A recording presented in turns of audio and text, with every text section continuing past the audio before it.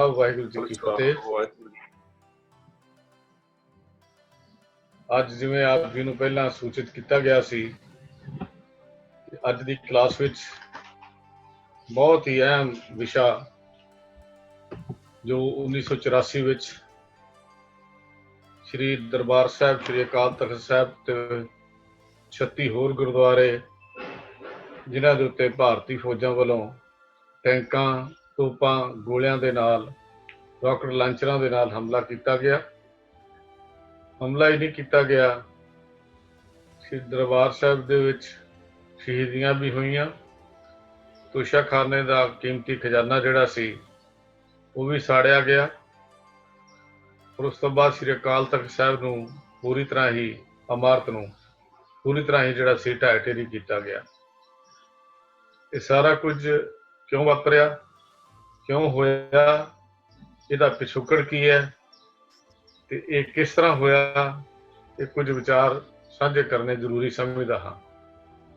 ਇਸੇ ਵਾਸਤੇ ਹੀ ਸਾਹਿਬ ਮਨਮੋਹਨ ਸਿੰਘ ਜੀ ਪੁੰਛ ਨੂੰ ਬੇਨਤੀ ਕੀਤੀ ਸੀ ਕਿ ਆਪਣਾ ਜੋ ਉਹਨਾਂ ਦਾ ਪਹਿਲਾ ਵਿਸ਼ਾ ਸੀ ਅਲਾਟ ਕੀਤਾ ਸੀ ਵੀ ਉਹਨੂੰ ਬਦਲ ਕੇ, ਕਿਉਂਕਿ ਇਹ ਸ਼ਹੀਦੀ ਹਫ਼ਤਾ ਹੈ ਜੋ ਸਿੱਖ ਇਤਿਹਾਸ ਵਿੱਚ ਬਹੁਤ ਅਹਿਮ ਰੋਲ ਰੱਖਦਾ ਹੈ, ਇਹਦੀ ਬਹੁਤ ਮਹਾਨਤਾ ਹੈ, ਉਹਦੀ ਯਾਦ ਕਰਨਾ, ਉਸਨੂੰ ਯਾਦ ਕਰਨਾ ਬੜਾ ਜ਼ਰੂਰੀ ਹੈ।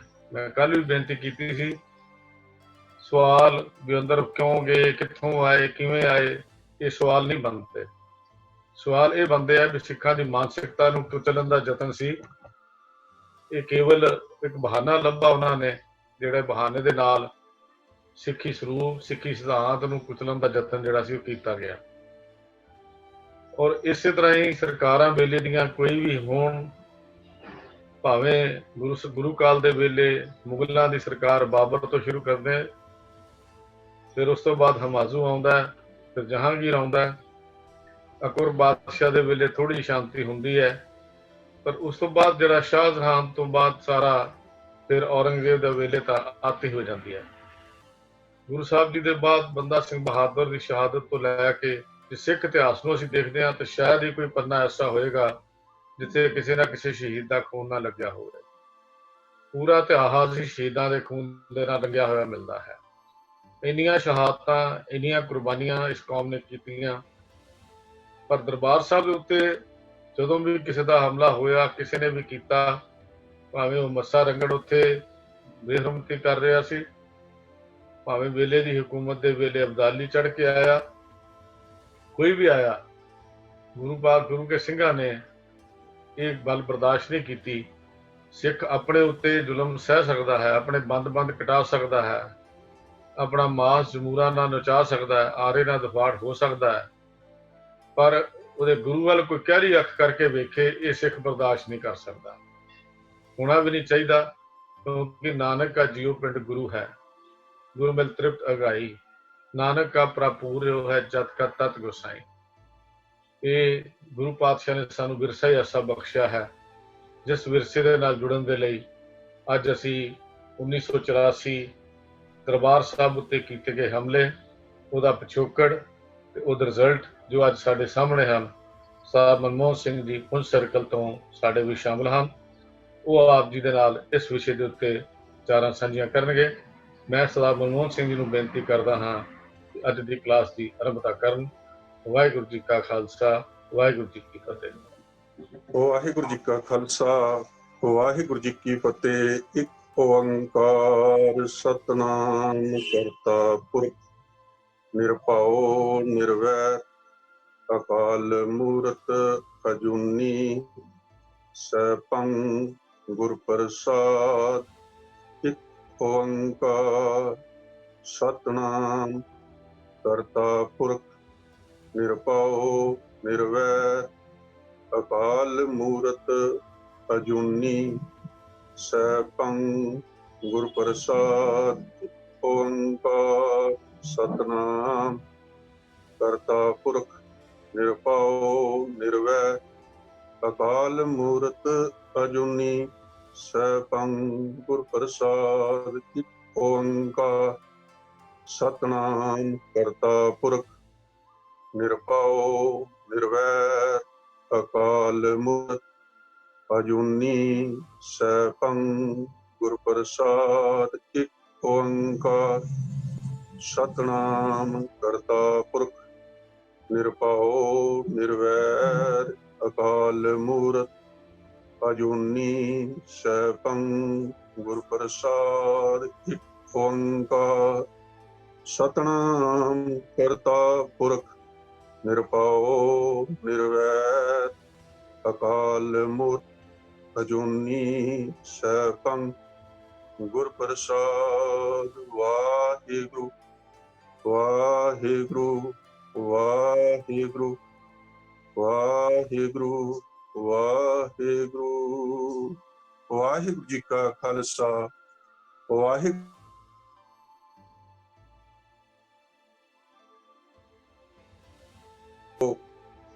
ਕਲਾਸ ਦਾ ਪ੍ਰਬੰਧ ਕੀਤਾ ਗਿਆ ਹੈ।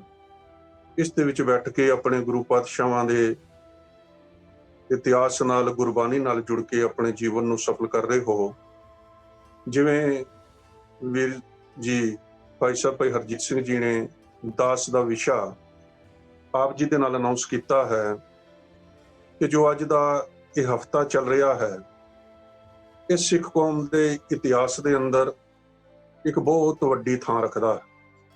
ਜਦੋਂ ਅਸੀਂ ਇਤਿਹਾਸ ਵੱਲ ਝਾਤ ਮਾਰਦੇ ਹਾਂ, ਸਿੱਖ ਕੌਮ ਜਿਸ ਦਿਨ ਤੋਂ ਇਸ ਕੌਮ ਦਾ ਜਨਮ ਹੋਇਆ, ਉਸੇ ਦਿਨ ਤੋਂ ਹੀ ਇਸ ਦੇ ਅੰਦਰ ਧੰਨ ਗੁਰੂ ਨਾਨਕ ਪਾਤਸ਼ਾਹ ਨੇ ਇਨਕਲਾਬੀ ਬਿਰਤੀ ਭਰ ਦਿੱਤੀ। ਇਸ ਦੇ ਅੰਦਰ ਅਣਖ ਅਤੇ ਗੈਰਤ ਭਰ ਦਿੱਤੀ। ਇਹ ਜੋ ਸੀ ਸੰਤ ਅਤੇ ਸਿਪਾਹੀਆਂ ਦੀ ਕੌਮ ਸਤਿਗੁਰੂ ਪਾਤਸ਼ਾਹ ਨੇ ਤਿਆਰ ਕੀਤੀ, ਜਿਸ ਦੀ ਪਹਿਲੀ ਇੱਟ ਹੀ ਕੁਰਬਾਨੀ ਦੇ ਨਾਲ ਰੱਖੀ ਗਈ। ਗੁਰੂ ਪਾਤਸ਼ਾਹ ਨੇ ਜੋ ਸਿੱਖੀ ਦੇ ਸਿਧਾਂਤ ਸਾਨੂੰ ਬਖਸ਼ਿਸ਼ ਕੀਤੇ, ਉਹਨਾਂ ਸਿਧਾਂਤਾਂ ਦੇ ਅੰਦਰ ਜਿੱਥੇ ਨਾਮ ਜਪਣ ਦੀ ਗੱਲ ਸੀ, ਕਿਰਤ ਕਰਨ ਦੀ ਗੱਲ ਸੀ, ਵੰਡ ਛਕਣ ਦੀ ਗੱਲ ਸੀ, ਉੱਥੇ ਨਾਲ ਹੀ ਅਣਖ ਅਤੇ ਗੈਰਤ ਦਾ ਜੋ ਜੀਵਨ ਸੀ, ਉਹ ਜਿਉਣਾ ਵੀ ਸਾਨੂੰ ਸਿਖਾਇਆ। ਸਮੇਂ ਦੇ ਜੋ ਹਾਲਾਤ ਸਨ, ਉਹਨਾਂ ਨੂੰ ਅਸੀਂ ਸਾਰੇ ਹੀ ਸਮਝਦੇ ਸਾਂ ਕਿ ਉਸ ਵੇਲੇ ਰਾਜਨੀਤਿਕ ਤੌਰ ਦੇ ਉੱਤੇ, ਸਮਾਜਿਕ ਤੌਰ ਦੇ ਉੱਤੇ ਹਰ ਪੱਖ ਤੋਂ ਜੋ ਸੀ, ਇਹ ਜਿਹੜਾ ਭਾਰਤ ਵਰਸ਼ ਸੀ, ਉਹ ਭਾਵੇਂ ਧਾਰਮਿਕ ਪੱਖ ਸੀ, ਭਾਵੇਂ ਸਮਾਜਿਕ ਸੀ, ਭਾਵੇਂ ਰਾਜਨੀਤਿਕ ਸੀ, ਭਾਵੇਂ ਸੱਭਿਆਚਾਰਕ ਸੀ, ਇਹ ਵਿਦੇਸ਼ੀ ਤਾਕਤਾਂ ਦਾ ਗੁਲਾਮ ਸੀ। ਇੱਥੇ ਦੇ ਵੱਡੇ ਵੱਡੇ ਜਿਹੜੇ ਸੂਰਜਵੰਸ਼ੀ ਸਨ, ਉਹ ਅਣਖ ਅਤੇ ਗੈਰਤ ਨੂੰ ਛੱਡ ਕੇ ਬੁਜ਼ਦਿਲੀ ਦਾ ਕਫਨ ਪਾ ਕੇ ਕਿਤੇ ਦੂਰ ਕਬਰਾਂ ਦੇ ਵਿੱਚ ਮੂੰਹ ਛੁਪਾ ਕੇ ਬੈਠੇ ਹੋਏ ਸਨ। ਇੱਥੇ ਦੀਆਂ ਬਹੁ ਬੇਟੀਆਂ ਗਜਨੀ ਦੇ ਬਾਜ਼ਾਰਾਂ ਦੇ ਅੰਦਰ ਟਕੇ ਟਕੇ ਨਾਲ ਵਿਕਦੀਆਂ ਸਨ। ਪਰ ਸਤਿਗੁਰੂ ਪਾਤਸ਼ਾਹ ਨੇ ਇਹੋ ਜਿਹੀ ਇਨਕਲਾਬੀ ਬਿਰਤੀ ਗੁਰੂ ਕੇ ਸਿੱਖਾਂ ਦੇ ਅੰਦਰ ਭਰ ਦਿੱਤੀ। ਸਤਿਗੁਰੂ ਪਾਤਸ਼ਾਹ ਨੇ ਜੋ ਸਾਨੂੰ ਹੁਕਮ ਦਿੱਤਾ, ਜੋ ਸਾਨੂੰ ਸਿਖਾਈ ਗੱਲ, ਉਹ ਇਹ ਸੀ ਕਿ ਭਾਈ ਜੋ ਤੋ ਪ੍ਰੇਮ ਖਿਲਣ ਕਾ ਚਾਹੋ, ਸਿਰ ਧਰ ਤਲੀ ਗਲੀ ਮੇਰੀ ਆਓ, ਇਤ ਮਾਰਗ ਪੈਰ ਧਰੀਜੈ, ਸਿਰ ਦੀਜੈ ਕਾਨ ਨਾ ਕੀਜੇ। ਸੀਸ ਤਲੀ ਦੇ ਉੱਤੇ ਰੱਖਣ ਦੀ ਗੱਲ ਸੀ। ਜੇ ਜੀਵੈ ਪਤ ਲੱਥੀ ਜਾਏ, ਸਭ ਹਰਾਮ ਜੇਤਾ ਕਿਛ ਖਾਏ। ਤੇ ਜੇ ਕਿਤੇ ਜਿਉਂਦਿਆਂ ਦੀ ਅਣਖ ਨਹੀਂ, ਗੈਰਤ ਨਹੀਂ, ਧਾਰਮਿਕ ਸਥਾਨ ਲੁੱਟੇ ਜਾ ਰਹੇ ਨੇ, ਬਹੁ ਬੇਟੀਆਂ ਗਜਨੀ ਦੇ ਬਾਜ਼ਾਰਾਂ ਦੇ ਅੰਦਰ ਟਕੇ ਟਕੇ ਦੇ ਨਾਲ ਵਿਕਦੀਆਂ ਨੇ, ਵਿਦੇਸ਼ੀ ਆ ਕੇ ਇੱਥੇ ਰਾਜ ਭਾਗ ਕਰਦੇ ਨੇ, ਇੱਥੇ ਦੇ ਧਾਰਮਿਕ ਸਥਾਨਾਂ ਦੇ ਉੱਤੇ ਕਬਜ਼ੇ ਕਰ ਰਹੇ ਨੇ, ਇੱਥੇ ਦੀ ਸੰਸਕ੍ਰਿਤੀ ਬਦਲੀ ਜਾ ਰਹੀ ਹੈ, ਤਾਂ ਫਿਰ ਜੀਵਨ ਅਣਖ ਵਾਲਾ ਨਹੀਂ। ਜਦੋਂ ਅਸੀਂ ਤੀਜੇ ਘੱਲੂਘਾਰੇ ਦੀ ਗੱਲ ਕਰਦੇ ਹਾਂ, ਜਿਸ ਨੂੰ ਪੰਥ ਨੇ ਤੀਜਾ ਘੱਲੂਘਾਰਾ ਮੰਨਿਆ, ਇਹ ਘੱਲੂਘਾਰਾ ਸਿੱਖ ਮਾਨਸਤਾ ਦੇ ਉੱਤੇ ਬਹੁਤ ਵੱਡਾ ਹਮਲਾ ਸੀ। ਪਹਿਲੇ ਦੋ ਜੋ ਘੱਲੂਘਾਰੇ ਹੋਏ ਨੇ, ਠੀਕ ਹੈ, ਪੰਥ ਦਾ ਉਹਨਾਂ ਦੇ ਅੰਦਰ ਵੀ ਬਹੁਤ ਵੱਡਾ ਨੁਕਸਾਨ ਹੋਇਆ, ਲੇਕਿਨ ਇਸ ਘੱਲੂਘਾਰੇ ਨੇ ਇਹੋ ਜਿਹੇ ਜ਼ਖਮ ਦਿੱਤੇ ਨੇ ਜਿਹੜੇ ਕਿ ਸਦੀਵੀ ਤੌਰ ਦੇ ਉੱਤੇ ਸਿੱਖਾਂ ਦੇ ਉੱਤੇ ਹਮੇਸ਼ਾ ਵਾਸਤੇ ਰਹਿਣਗੇ। ਜਦੋਂ ਅਸੀਂ ਇਸ ਤੀਜੇ ਘੱਲੂਘਾਰੇ ਦੀ ਗੱਲ ਕਰਦੇ ਹਾਂ, ਇਹ ਸਾਡੀ ਆਤਮਾ ਦੇ ਉੱਤੇ ਹਮਲਾ ਸੀ। ਬੇਸ਼ੱਕ ਹਜ਼ਾਰਾਂ ਦੀ ਗਿਣਤੀ ਵਿੱਚ ਸਿੱਖਾਂ ਦੀਆਂ ਸ਼ਹਾਦਤਾਂ ਹੋ ਗਈਆਂ, ਪਰ ਸਾਨੂੰ ਮਾਣ ਹੈ ਸਾਡੇ ਇਸ ਘੱਲੂਘਾਰੇ ਦੇ ਇਤਿਹਾਸ ਤੇ ਕਿ ਇੱਕ ਅਸਾਵੀਂ ਜੰਗ, ਜਿਸ ਵਿੱਚ ਗਿਣਤੀ ਦੇ ਭੁੱਖੇ ਪਾਣੇ ਪਿਆਸੇ ਅਤੇ ਗਰਮੀ ਵਿੱਚ ਰਵਾਇਤੀ ਹਥਿਆਰਾਂ ਦੇ ਨਾਲ, ਦੁਨੀਆ ਦੀ ਚੌਥੀ ਵੱਡੀ ਤਾਕਤ ਦੇ ਨਾਲ, ਟੈਂਕਾਂ, ਮਿਜ਼ਾਈਲਾਂ, ਤੋਪਾਂ, ਹਵਾਈ ਜੋ ਜਹਾਜ਼, ਕਮਾਂਡੋ, ਹਰ ਕਿਸਮ ਦਾ ਹਥਿਆਰ ਉਹਨਾਂ ਦੇ ਵਿਰੁੱਧ ਵਰਤਿਆ ਗਿਆ। ਲੇਕਿਨ ਕੀ ਮਜ਼ਾਲ ਸੀ ਕਿ ਜਿੰਨੀ ਦੇਰ ਗੁਰੂ ਕਾ ਇੱਕ ਵੀ ਸਿੱਖ ਜੀਵਤ ਰਿਹਾ, ਇੱਕ ਵੀ ਜੂਝਣ ਵਾਲਾ ਸਿੰਘ ਜ਼ਿੰਦਾ ਸੀ, ਤੇ ਕਿਤੇ ਸਰਕਾਰ ਜੋ ਸੀ ਉਹ ਆਪਣੇ ਮਨਸੂਬੇ ਦੇ ਅੰਦਰ, ਆਪਣੇ ਮਕਸਦ ਦੇ ਅੰਦਰ ਕਿਤੇ ਕਾਮਯਾਬ ਹੋ ਸਕੀ ਹੋਵੇ, ਜਾਂ ਸਮੇਂ ਦੇ ਉਹ ਜ਼ਾਲਮ ਲੋਕੀ ਆਪਣੇ ਮਕਸਦ ਦੇ ਅੰਦਰ ਕਾਮਯਾਬ ਹੋ ਸਕੇ ਹੋਣ। ਗੱਲ ਵੱਖਰੀ ਸੀ ਕਿ ਇੱਕ ਪਾਸੇ ਪਰਿਕਰਮਾ ਲਾਸ਼ਾਂ ਦੇ ਨਾਲ ਭਰੀਆਂ ਨੇ, ਵਿਦੋਸ਼ੀਆਂ ਦੇ ਖੂਨ ਦੇ ਨਾਲ ਜੋ ਸੀ ਸਰੋਵਰ ਲਾਲ ਕਰ ਦਿੱਤਾ ਗਿਆ, ਅਤੇ ਫਿਰ ਉਹਦੇ ਅੰਦਰ ਸਭ ਤੋਂ ਵੱਡੀ ਗੱਲ ਇਹ ਸੀ ਕਿ ਬੇਗੈਰਤੀ ਦੇ ਉਸ ਇੰਨੇ ਵੱਡੇ ਹਮਲੇ ਨੂੰ ਭਾਵੇਂ ਉਹ ਆਪਣੀ ਜਿੱਤ ਸਮਝਦੇ ਸਨ, ਲੇਕਿਨ ਜਦੋਂ ਤੱਕ ਇੱਕ ਵੀ ਗੁਰੂ ਕਾ ਸਿੱਖ ਜੀਵਤ ਸੀ, ਉਹ ਜੋ ਸਰਕਾਰ ਸੀ ਉਹ ਆਪਣੇ ਮਨਸੂਬੇ ਦੇ ਅੰਦਰ ਕਾਮਯਾਬ ਨਹੀਂ ਹੋਈ। ਕੇਵਲ 2-2.5 ਘੰਟੇ ਦੀ ਗੱਲ ਕਰਕੇ ਆਉਣ ਵਾਲੇ 72 ਘੰਟੇ ਗਹਿ ਵਿੱਚ ਲੜਾਈ ਕਰਦੇ ਨੇ। ਉਸ ਗਹਿ ਵਿੱਚ ਲੜਾਈ ਦੇ ਅੰਦਰ ਇੱਕ ਪਾਸੇ ਕੇਵਲ ਰਵਾਇਤੀ ਹਥਿਆਰ ਨੇ ਤੇ ਦੂਜੇ ਪਾਸੇ ਜੋ ਨੇ ਉਹ ਦੁਨੀਆ ਦੀ ਵੱਡੀ ਚੌਥੀ ਫੌਜ, ਉਸ ਦੇ ਸਾਰੇ ਹਥਿਆਰ, ਉਸ ਦੀ 에ਅਰ ਫੋਰਸ, ਉਸ ਦੀ ਨੇਵਲ ਫੋਰਸ, ਉਸ ਦੀ ਇਨਫੈਂਟਰੀ, ਉਸ ਦਾ ਤੋਪਖਾਨਾ, ਉਸ ਦੇ ਟੈਂਕ, ਉਸ ਦੇ ਕਮਾਂਡੋਜ਼, ਉਸ ਦੀਆਂ ਨੀਮ ਫੌਜੀ ਦਸਤੇ, ਸਾਰਿਆਂ ਨੂੰ ਵੀ ਇਸਤੇਮਾਲ ਕਰਕੇ ਆਖਰ ਬੜੀ ਬੇਸ਼ਰਮੀ ਦੇ ਨਾਲ ਉਹ ਜੋ ਸਨ ਉਹ ਇਹ ਕਹਿ ਰਹੇ ਸਨ ਕਿ ਅਸੀਂ ਜੰਗ ਜਿੱਤ ਚੁੱਕੇ ਹਾਂ। ਹਕੀਕਤ ਵਿੱਚ ਉਹਨਾਂ ਨੇ ਜੰਗ ਨੂੰ ਜਿੱਤਿਆ ਨਹੀਂ, ਸਗੋਂ ਉਹ ਜੋ ਜੰਗ ਹੈ ਉਸ ਨੂੰ ਹਾਰ ਚੁੱਕੇ ਨੇ। ਅਫਸੋਸ ਦੀ ਗੱਲ, ਇੱਕ ਪਾਸੇ ਗੁਰੂ ਕੇ ਸਿੱਖਾਂ ਨੇ ਇਤਨੀ ਵੱਡੀ ਅਸਾਵੀਂ ਜੰਗ ਲੜੀ, ਸਾਰੇ ਵਿਸ਼ਵ ਨੂੰ ਹੈਰਾਨ ਕਰਕੇ ਰੱਖ ਦਿੱਤਾ। ਦੰਦਾਂ ਥੱਲੇ ਉਂਗਲਾਂ ਪਾ ਕੇ ਜਿਹੜੇ ਉੱਥੇ ਹਮਲਾ ਕਰਨ ਵਾਲੇ ਸਨ ਉਹ ਸਿੰਘਾਂ ਦੀਆਂ ਬਹਾਦਰੀ ਦੀਆਂ ਗੱਲਾਂ ਕਰਦੇ ਸਨ, ਲੇਕਿਨ ਨਾਲ ਹੀ ਦੂਜਾ ਪੱਖ ਇਹ ਸੀ ਕਿ ਕੁਝ ਆਪਣੇ ਹੀ ਜਿਹੜੇ ਇਸ ਚੀਜ਼ ਨੂੰ ਸਮਝ ਨਹੀਂ ਸਕੇ, ਉਹਨਾਂ ਨੇ ਆਪਣੀ ਜ਼ਿੰਦਗੀ ਦੇ ਨਾਲ ਆਪਣੀਆਂ ਕੁਰਸੀਆਂ ਨੂੰ ਤਰਜੀਹ ਦਿੰਦੇ ਹੋਏ ਇਸ ਜੰਗ ਦੀ ਹਕੀਕਤ ਤੇ ਸੱਚਾਈ ਦੁਨੀਆ ਦੇ ਸਾਹਮਣੇ ਨਹੀਂ ਲਿਆ। ਸਰਕਾਰਾਂ ਜੋ ਸਨ ਉਹਨਾਂ ਨੇ ਆਪਣਾ ਪੱਖ ਰੱਖਣਾ ਸੀ, ਪਰ ਦੂਜਾ ਪੱਖ ਜੋ ਸੀ, ਜੋ ਅਸੀਂ ਆਪਣਾ ਪੱਖ ਰੱਖਣਾ ਸੀ, ਉਸ ਨੂੰ ਸ਼ਾਇਦ ਅਸੀਂ ਰੱਖਣ ਵਿੱਚ ਕਾਮਯਾਬ ਨਹੀਂ ਹੋ ਸਕੇ। ਹੁਣ ਜਦੋਂ ਅਸੀਂ ਸ਼ਹੀਦਾਂ ਦੀ ਗੱਲ ਕਰਦੇ ਹਾਂ, ਸ਼ਹੀਦ ਹੈ ਕੌਣ ਨੇ? ਵਿਦਵਾਨ ਲਿਖਦੇ ਨੇ, ਆਉਣਾ ਉਹਨਾਂ ਦਾ ਜਗ ਤੇ ਸਫਲ ਹੁੰਦਾ, ਦੇਸ਼ ਕੌਮ ਦੇ ਕੰਮ ਜੋ ਆ ਜਾਂਦੇ, ਹੋ ਜਾਂਦੇ ਸ਼ਹੀਦ ਤੇ ਅਮਰ ਰਹਿੰਦੇ, ਮਰ ਕੇ ਜਿਉਣ ਦਾ ਰਾਹ ਦਿਖਲਾ ਜਾਂਦੇ, ਦੀਵਾ ਅਣਖ ਤੇ ਕੌਮ ਦਾ ਰਹੇ ਜਗਦਾ, ਥਾਂ ਤੇਲ ਦੀ ਖੂਨ ਜੋ ਪਾ ਜਾਂਦੇ, ਕਿਸੇ ਵੀ ਤੂਫਾਨ ਤੋਂ ਬੁਝਦੀ ਨਾ ਜਿਹੜੀ ਜੋਤ ਸ਼ਹੀਦ ਜਗਾ ਜਾਂਦੀ। ਸੰਸਾਰ ਦੇ ਅੰਦਰ ਜਿਹੜੇ ਸ਼ਹੀਦ ਨੇ ਉਹ ਕੌਮਾਂ ਦੀ ਜੋਤ ਨੇ, ਜਿਨ੍ਹਾਂ ਕਾਰਨ ਕੌਮਾਂ ਨਿਰੰਤਰ ਜੋ ਨੇ ਸੰਸਾਰ ਦੇ ਵਿੱਚ ਚੱਲਦੀਆਂ ਨੇ। ਫਿਰ ਚਟਾਨਾਂ ਨਾਲ ਰਹੇ ਜੋ ਮੁੱਢ ਤੋਂ ਟਕਰਾਣ ਦੇ ਆਦੀ, ਹੱਸ ਕੇ ਖੋਪਰ ਲੋਹਾਣ ਦੇ ਆਦੀ, ਕਿਸਮਤਾਂ ਚਮਕਾਉਣ ਦੇ ਆਦੀ, ਜ਼ਮਾਨਾ ਉਹਨਾਂ ਸਿਰ ਲੱਥਾਂ ਨੂੰ ਸ਼ਹੀਦ ਕਹਿੰਦਾ ਹੈ ਜੋ ਰਹੇ ਤੇਗਾਂ ਦੀ ਛਾਵੇਂ ਜ਼ਿੰਦਗੀਆਂ ਪਾਉਣ ਦੇ ਆਦੀ। ਸੰਸਾਰ ਦੇ ਅੰਦਰ ਗੁਰੂ ਕਾ ਖਾਲਸਾ ਹਮੇਸ਼ਾ ਤੇਗਾਂ ਦੀ ਛਾਂ ਥੱਲੇ ਆਪਣੀ ਜ਼ਿੰਦਗੀ ਪਾਉਂਦਾ ਰਿਹਾ। ਅੱਜ ਜਿਨ੍ਹਾਂ ਸ਼ਹੀਦਾਂ ਦੀ ਅਸੀਂ ਗੱਲ ਕਰ ਰਹੇ ਹਾਂ, ਗੱਲ ਵੱਖਰੀ ਹੈ ਕਿ ਸਮੇਂ ਦੀ ਸਰਕਾਰਾਂ ਇਹ ਸਮਝ ਚੁੱਕੀਆਂ ਸਨ ਅਸੀਂ ਉਹਨਾਂ ਨੂੰ ਮਾਰ ਮੁਕਾ ਦਿੱਤਾ ਹੈ, ਪਰ ਇਹੋ ਜਿਹੀ ਗੱਲ ਨਹੀਂ। ਵਿਦਵਾਨ ਦੇ ਅਨੁਸਾਰ ਸਦਾ ਹਮੇਸ਼ਾ ਅਸੀਂ ਜੋ ਹਾਂ ਉਹ ਖਜਾਵਾਂ ਦੇ ਵਿੱਚ ਪਲਣ ਵਾਲੇ ਹਾਂ।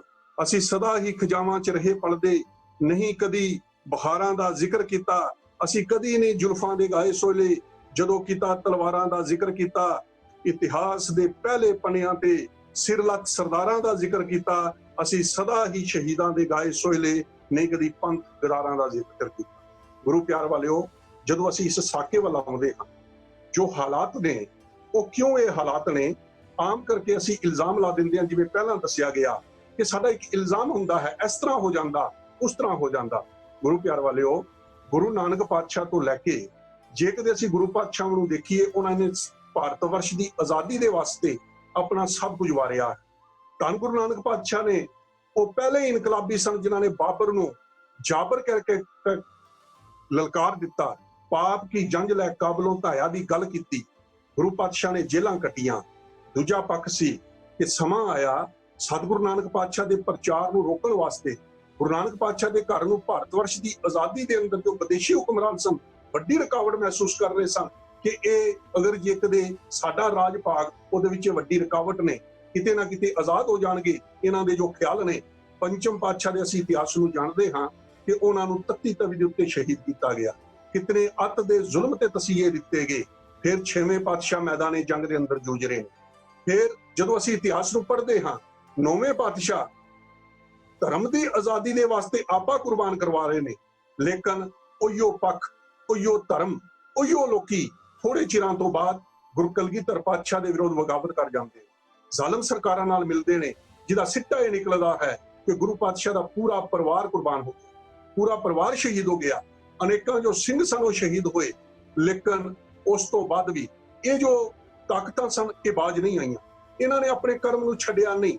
ਜਿਵੇਂ ਜਿਵੇਂ ਕਿਤੇ ਗੁਰੂ ਕੇ ਸਿੱਖਾਂ ਨੇ ਥੋੜਾ ਜਿਹਾ ਜ਼ੋਰ ਪਕੜਿਆ ਤਾਂ ਇਹ ਲੋਕੀ ਹਮੇਸ਼ਾ ਉਹਨਾਂ ਦੀ ਮੁਖਾਲਫਤ ਦੇ ਅੰਦਰ ਜਰਮ ਮਿਲਦੇ ਨੇ। ਇੱਕ ਪਾਸੇ ਸਿੱਖ ਧਰਮ ਇਹਨਾਂ ਦੀ ਆਜ਼ਾਦੀ ਹੋ ਰਹੀ, ਦੂਜੇ ਪਾਸੇ ਇਹ ਲੋਕੀ ਹਮੇਸ਼ਾ ਮੁਖਾਲਫਤ ਦੇ ਉੱਤੇ ਆ ਕੇ ਖੜੋ ਜਾਂਦੇ ਨੇ। ਤੇ ਫਿਰ ਸਾਡੇ ਸਾਹਮਣੇ ਹੈ ਕਿ ਇੱਕ ਆਜ਼ਾਦ ਸਿੱਖ ਰਾਜ ਬਾਬਾ ਬੰਦਾ ਸਿੰਘ ਬਹਾਦਰ ਜੀ ਨੇ ਕਾਇਮ ਕੀਤਾ। ਉਹ ਕੇਵਲ ਪਹਿਲਾ ਆਜ਼ਾਦ ਰਾਜ ਸੀ ਜਿਹੜਾ ਕਿਸੇ ਕਿਸਮ ਦਾ ਮਸੂਲੀਆ, ਕੋਈ ਚੁੰਗੀ, ਕੋਈ ਟੈਕਸ, ਕਿਸੇ ਕਿਸਮ ਦੀ ਅਧੀਨਗੀ ਜੋ ਸੀ ਉਹ ਵਿਦੇਸ਼ੀਆਂ ਦੀ ਕਬੂਲ ਨਹੀਂ ਸੀ ਕਰ ਰਿਹਾ। ਲੇਕਿਨ ਕਿਤੇ ਜੱਸੂ ਤੇ ਕਿਤੇ ਹੋ ਉਹ ਹਮੇਸ਼ਾ ਤੇ ਸਮਾਂ ਬੀਤਦਾ ਗਿਆ। ਖਾਲਸਾ ਰਾਜ ਬਣਿਆ ਮਿਸਲਾਂ ਦੇ ਰਾਜ ਤੋਂ ਬਾਅਦ। ਫਿਰ ਇਹਨਾਂ ਲੋਕਾਂ ਦੀਆਂ ਗਦਾਰੀਆਂ ਦੇ ਕਾਰਨ ਜੋ ਸੀ ਖਾਲਸਾ ਰਾਜ ਚਲਾ ਗਿਆ। ਅੰਗਰੇਜ਼ ਜੋ ਸੀ ਉਹ ਭਾਰਤ ਵਰਸ਼ ਦੇ ਉੱਤੇ ਕਾਬਜ਼ ਹੋ ਗਏ। ਪਿਆਰ ਵਾਲਿਓ, ਅੰਗਰੇਜ਼ਾਂ ਦੇ ਭਾਰਤ ਵਰਸ਼ ਦੇ ਉੱਤੇ ਕਾਬਜ਼ ਹੋਣ ਤੋਂ ਸਭ ਤੋਂ ਆਖਰ ਦੇ ਵਿੱਚ ਜਾ ਕੇ ਇਹਨਾਂ ਦੀ ਗਦਾਰੀ ਦੇ ਕਾਰਨ ਪੰਜਾਬ ਦੇ ਉੱਤੇ ਜਾ ਕੇ ਅੰਗਰੇਜ਼ ਕਾਬਜ਼ ਹੁੰਦਾ ਹੈ, ਖਾਲਸਾ ਰਾਜ ਚਲਾ ਜਾਂਦਾ ਹੈ। ਤੇ ਫਿਰ ਇਹਨਾਂ ਦੀ ਗਦਾਰੀ ਦੇ ਕਾਰਨ ਭਾਰਤ ਵਰਸ਼ ਅੰਗਰੇਜ਼ਾਂ ਦਾ ਗੁਲਾਮ ਹੋ ਗਿਆ। ਲੇਕਿਨ ਇਸ ਸਿੱਖ ਕੌਮ ਨੇ ਇੱਕ ਦਿਨ ਵੀ ਉਸ ਗੁਲਾਮੀ ਨੂੰ ਬਰਦਾਸ਼ਤ ਨਹੀਂ ਕੀਤਾ। ਅਗਲੇ ਹੀ ਸਾਲ ਬਾਬਾ ਰਾਮ ਸਿੰਘ ਨੇ ਸਿਵਲ ਨਾਫਰਮਾਨੀ ਲਹਿਰ ਜਾਰੀ ਕਰ ਦਿੱਤੀ। ਸਿੱਖ ਜੋ ਸਨ ਉਹ ਅੰਗਰੇਜ਼ਾਂ ਦੇ ਵਿਰੁੱਧ ਮੈਦਾਨੇ ਜੰਗ ਦੇ ਅੰਦਰ ਆ ਗਏ। ਸਾਡੇ ਜੋ ਪੁਰਾਣੇ ਬਜ਼ੁਰਗ ਸਨ ਉਹਨਾਂ ਨੇ ਜੇਲ੍ਹਾਂ ਕੱਟੀਆਂ, ਕਾਲੇ ਪਾਣੀ ਦੀਆਂ ਸਜ਼ਾਵਾਂ ਲਈਆਂ, ਫਾਂਸੀਆਂ ਦੇ ਰੱਸੇ ਜੋ ਸਨ ਉਹ ਚੁੰਮ ਲਏ ਭਾਰਤ ਵਰਸ਼ ਨੂੰ ਆਜ਼ਾਦ ਕਰਾਉਣ ਵਾਸਤੇ। ਜਦੋਂ ਅਸੀਂ ਦੇਖਦੇ ਹਾਂ, ਉਸ ਇਤਿਹਾਸ ਨੂੰ ਪੜ੍ਹਦੇ ਹਾਂ, ਤਾਂ ਫਿਰ ਉਹਨਾਂ ਕੁਰਬਾਨੀਆਂ ਦੇ ਅੰਦਰ 84% ਤੋਂ ਵੱਧ ਕੇ ਕੁਰਬਾਨੀਆਂ ਸਿੱਖਾਂ ਦੀਆਂ ਸਨ, ਜਿਨ੍ਹਾਂ ਦੀ ਕੁੱਲ ਆਬਾਦੀ ਭਾਰਤ ਵਰਸ਼ ਦੇ ਅੰਦਰ ਨਾ ਮਾਤਰ ਸੀ। ਇਹੋ ਜਿਹੇ ਹਾਲਾਤਾਂ ਦੇ ਅੰਦਰ ਗੁਰੂ ਕਾ ਸਿੱਖ ਕੁਰਬਾਨੀਆਂ ਲੜਾਈ ਦੇ ਵਿੱਚ ਜੋ ਇੱਕ ਘੋਲ ਉਹਨਾਂ ਨੇ ਆਜ਼ਾਦੀ ਦੇ ਵਾਸਤੇ ਲਾਇਆ ਹੋਇਆ ਸੀ, ਸਾਰੇ ਦੇਸ਼ ਦੇ ਅੰਦਰ ਇੱਕ ਬਹੁਤ ਵੱਡੀ ਲਹਿਰ ਬਣੀ ਹੋਈ ਸੀ। ਅਤੇ ਉਸ ਵੇਲੇ ਦੀਆਂ ਅਖਬਾਰਾਂ ਦੇ ਅੰਦਰ ਲਾਲਾ ਕਦਮ तुमको मिलेगा फतेह का तमगा अगालियो, स्वराज का जो राज होगा अपने देश में तो होगा तुम्हारे हाथ में झंडा अकालियो, परवाने तुम खरूसो शहर मुसलम बाह उम्मीद, सिखलाओ उनको क्षमा पर जलना अकालियो, भारत के तुम सपूत हो और हम हैं कपूत, हो रहा है घर घर में चर्चा अकालियो, ईसाई मुनक्कर है और तुम हो पैरवे मसीह, तुम दर्दे हिंद का मसीहा हो अकाली। ਭਾਵ ਉਸ ਵੇਲੇ ਦੀਆਂ ਅਖਬਾਰਾਂ ਸਿੱਖੀ ਦੀਆਂ ਬਹਾਦਰੀ ਦੀਆਂ ਗਾਥਾਵਾਂ ਨੂੰ ਲਿਖ ਰਹੀਆਂ ਸਨ। ਸਿੱਖ ਅੰਗਰੇਜ਼ਾਂ ਦੇ ਵਿਰੁੱਧ ਲੜ ਰਹੇ ਸਨ। ਥਾਂ ਥਾਂ ਦੇ ਉੱਤੇ ਸਿੱਖ ਜੋ ਸਨ ਉਹ ਕੁਰਬਾਨੀਆਂ ਕਰ ਰਹੇ ਸਨ। ਸਮਾਂ ਆਇਆ, ਆਖਰ ਸਿੱਖਾਂ ਨੇ ਜੋ ਅੰਗਰੇਜ਼ਾਂ ਦੇ ਨਾਲ ਘੋਲ ਲਾਏ, ਉਹਨਾਂ ਦੇ ਵਿੱਚ ਗੁਰਦੁਆਰਿਆਂ ਦੀ ਆਜ਼ਾਦੀ ਦਾ ਘੋਲ ਵੀ ਇੱਕ ਘੋਲ ਸੀ।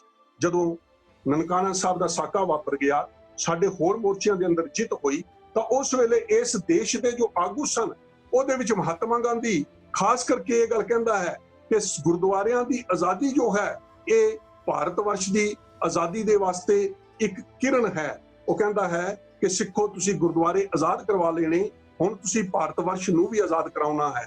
ਅਸੀਂ ਭਾਰਤ ਵਰਸ਼ ਦੀ ਆਜ਼ਾਦੀ ਦੀ ਪਹਿਲੀ ਜੰਗ ਜਿੱਤ ਚੁੱਕੇ ਹਾਂ।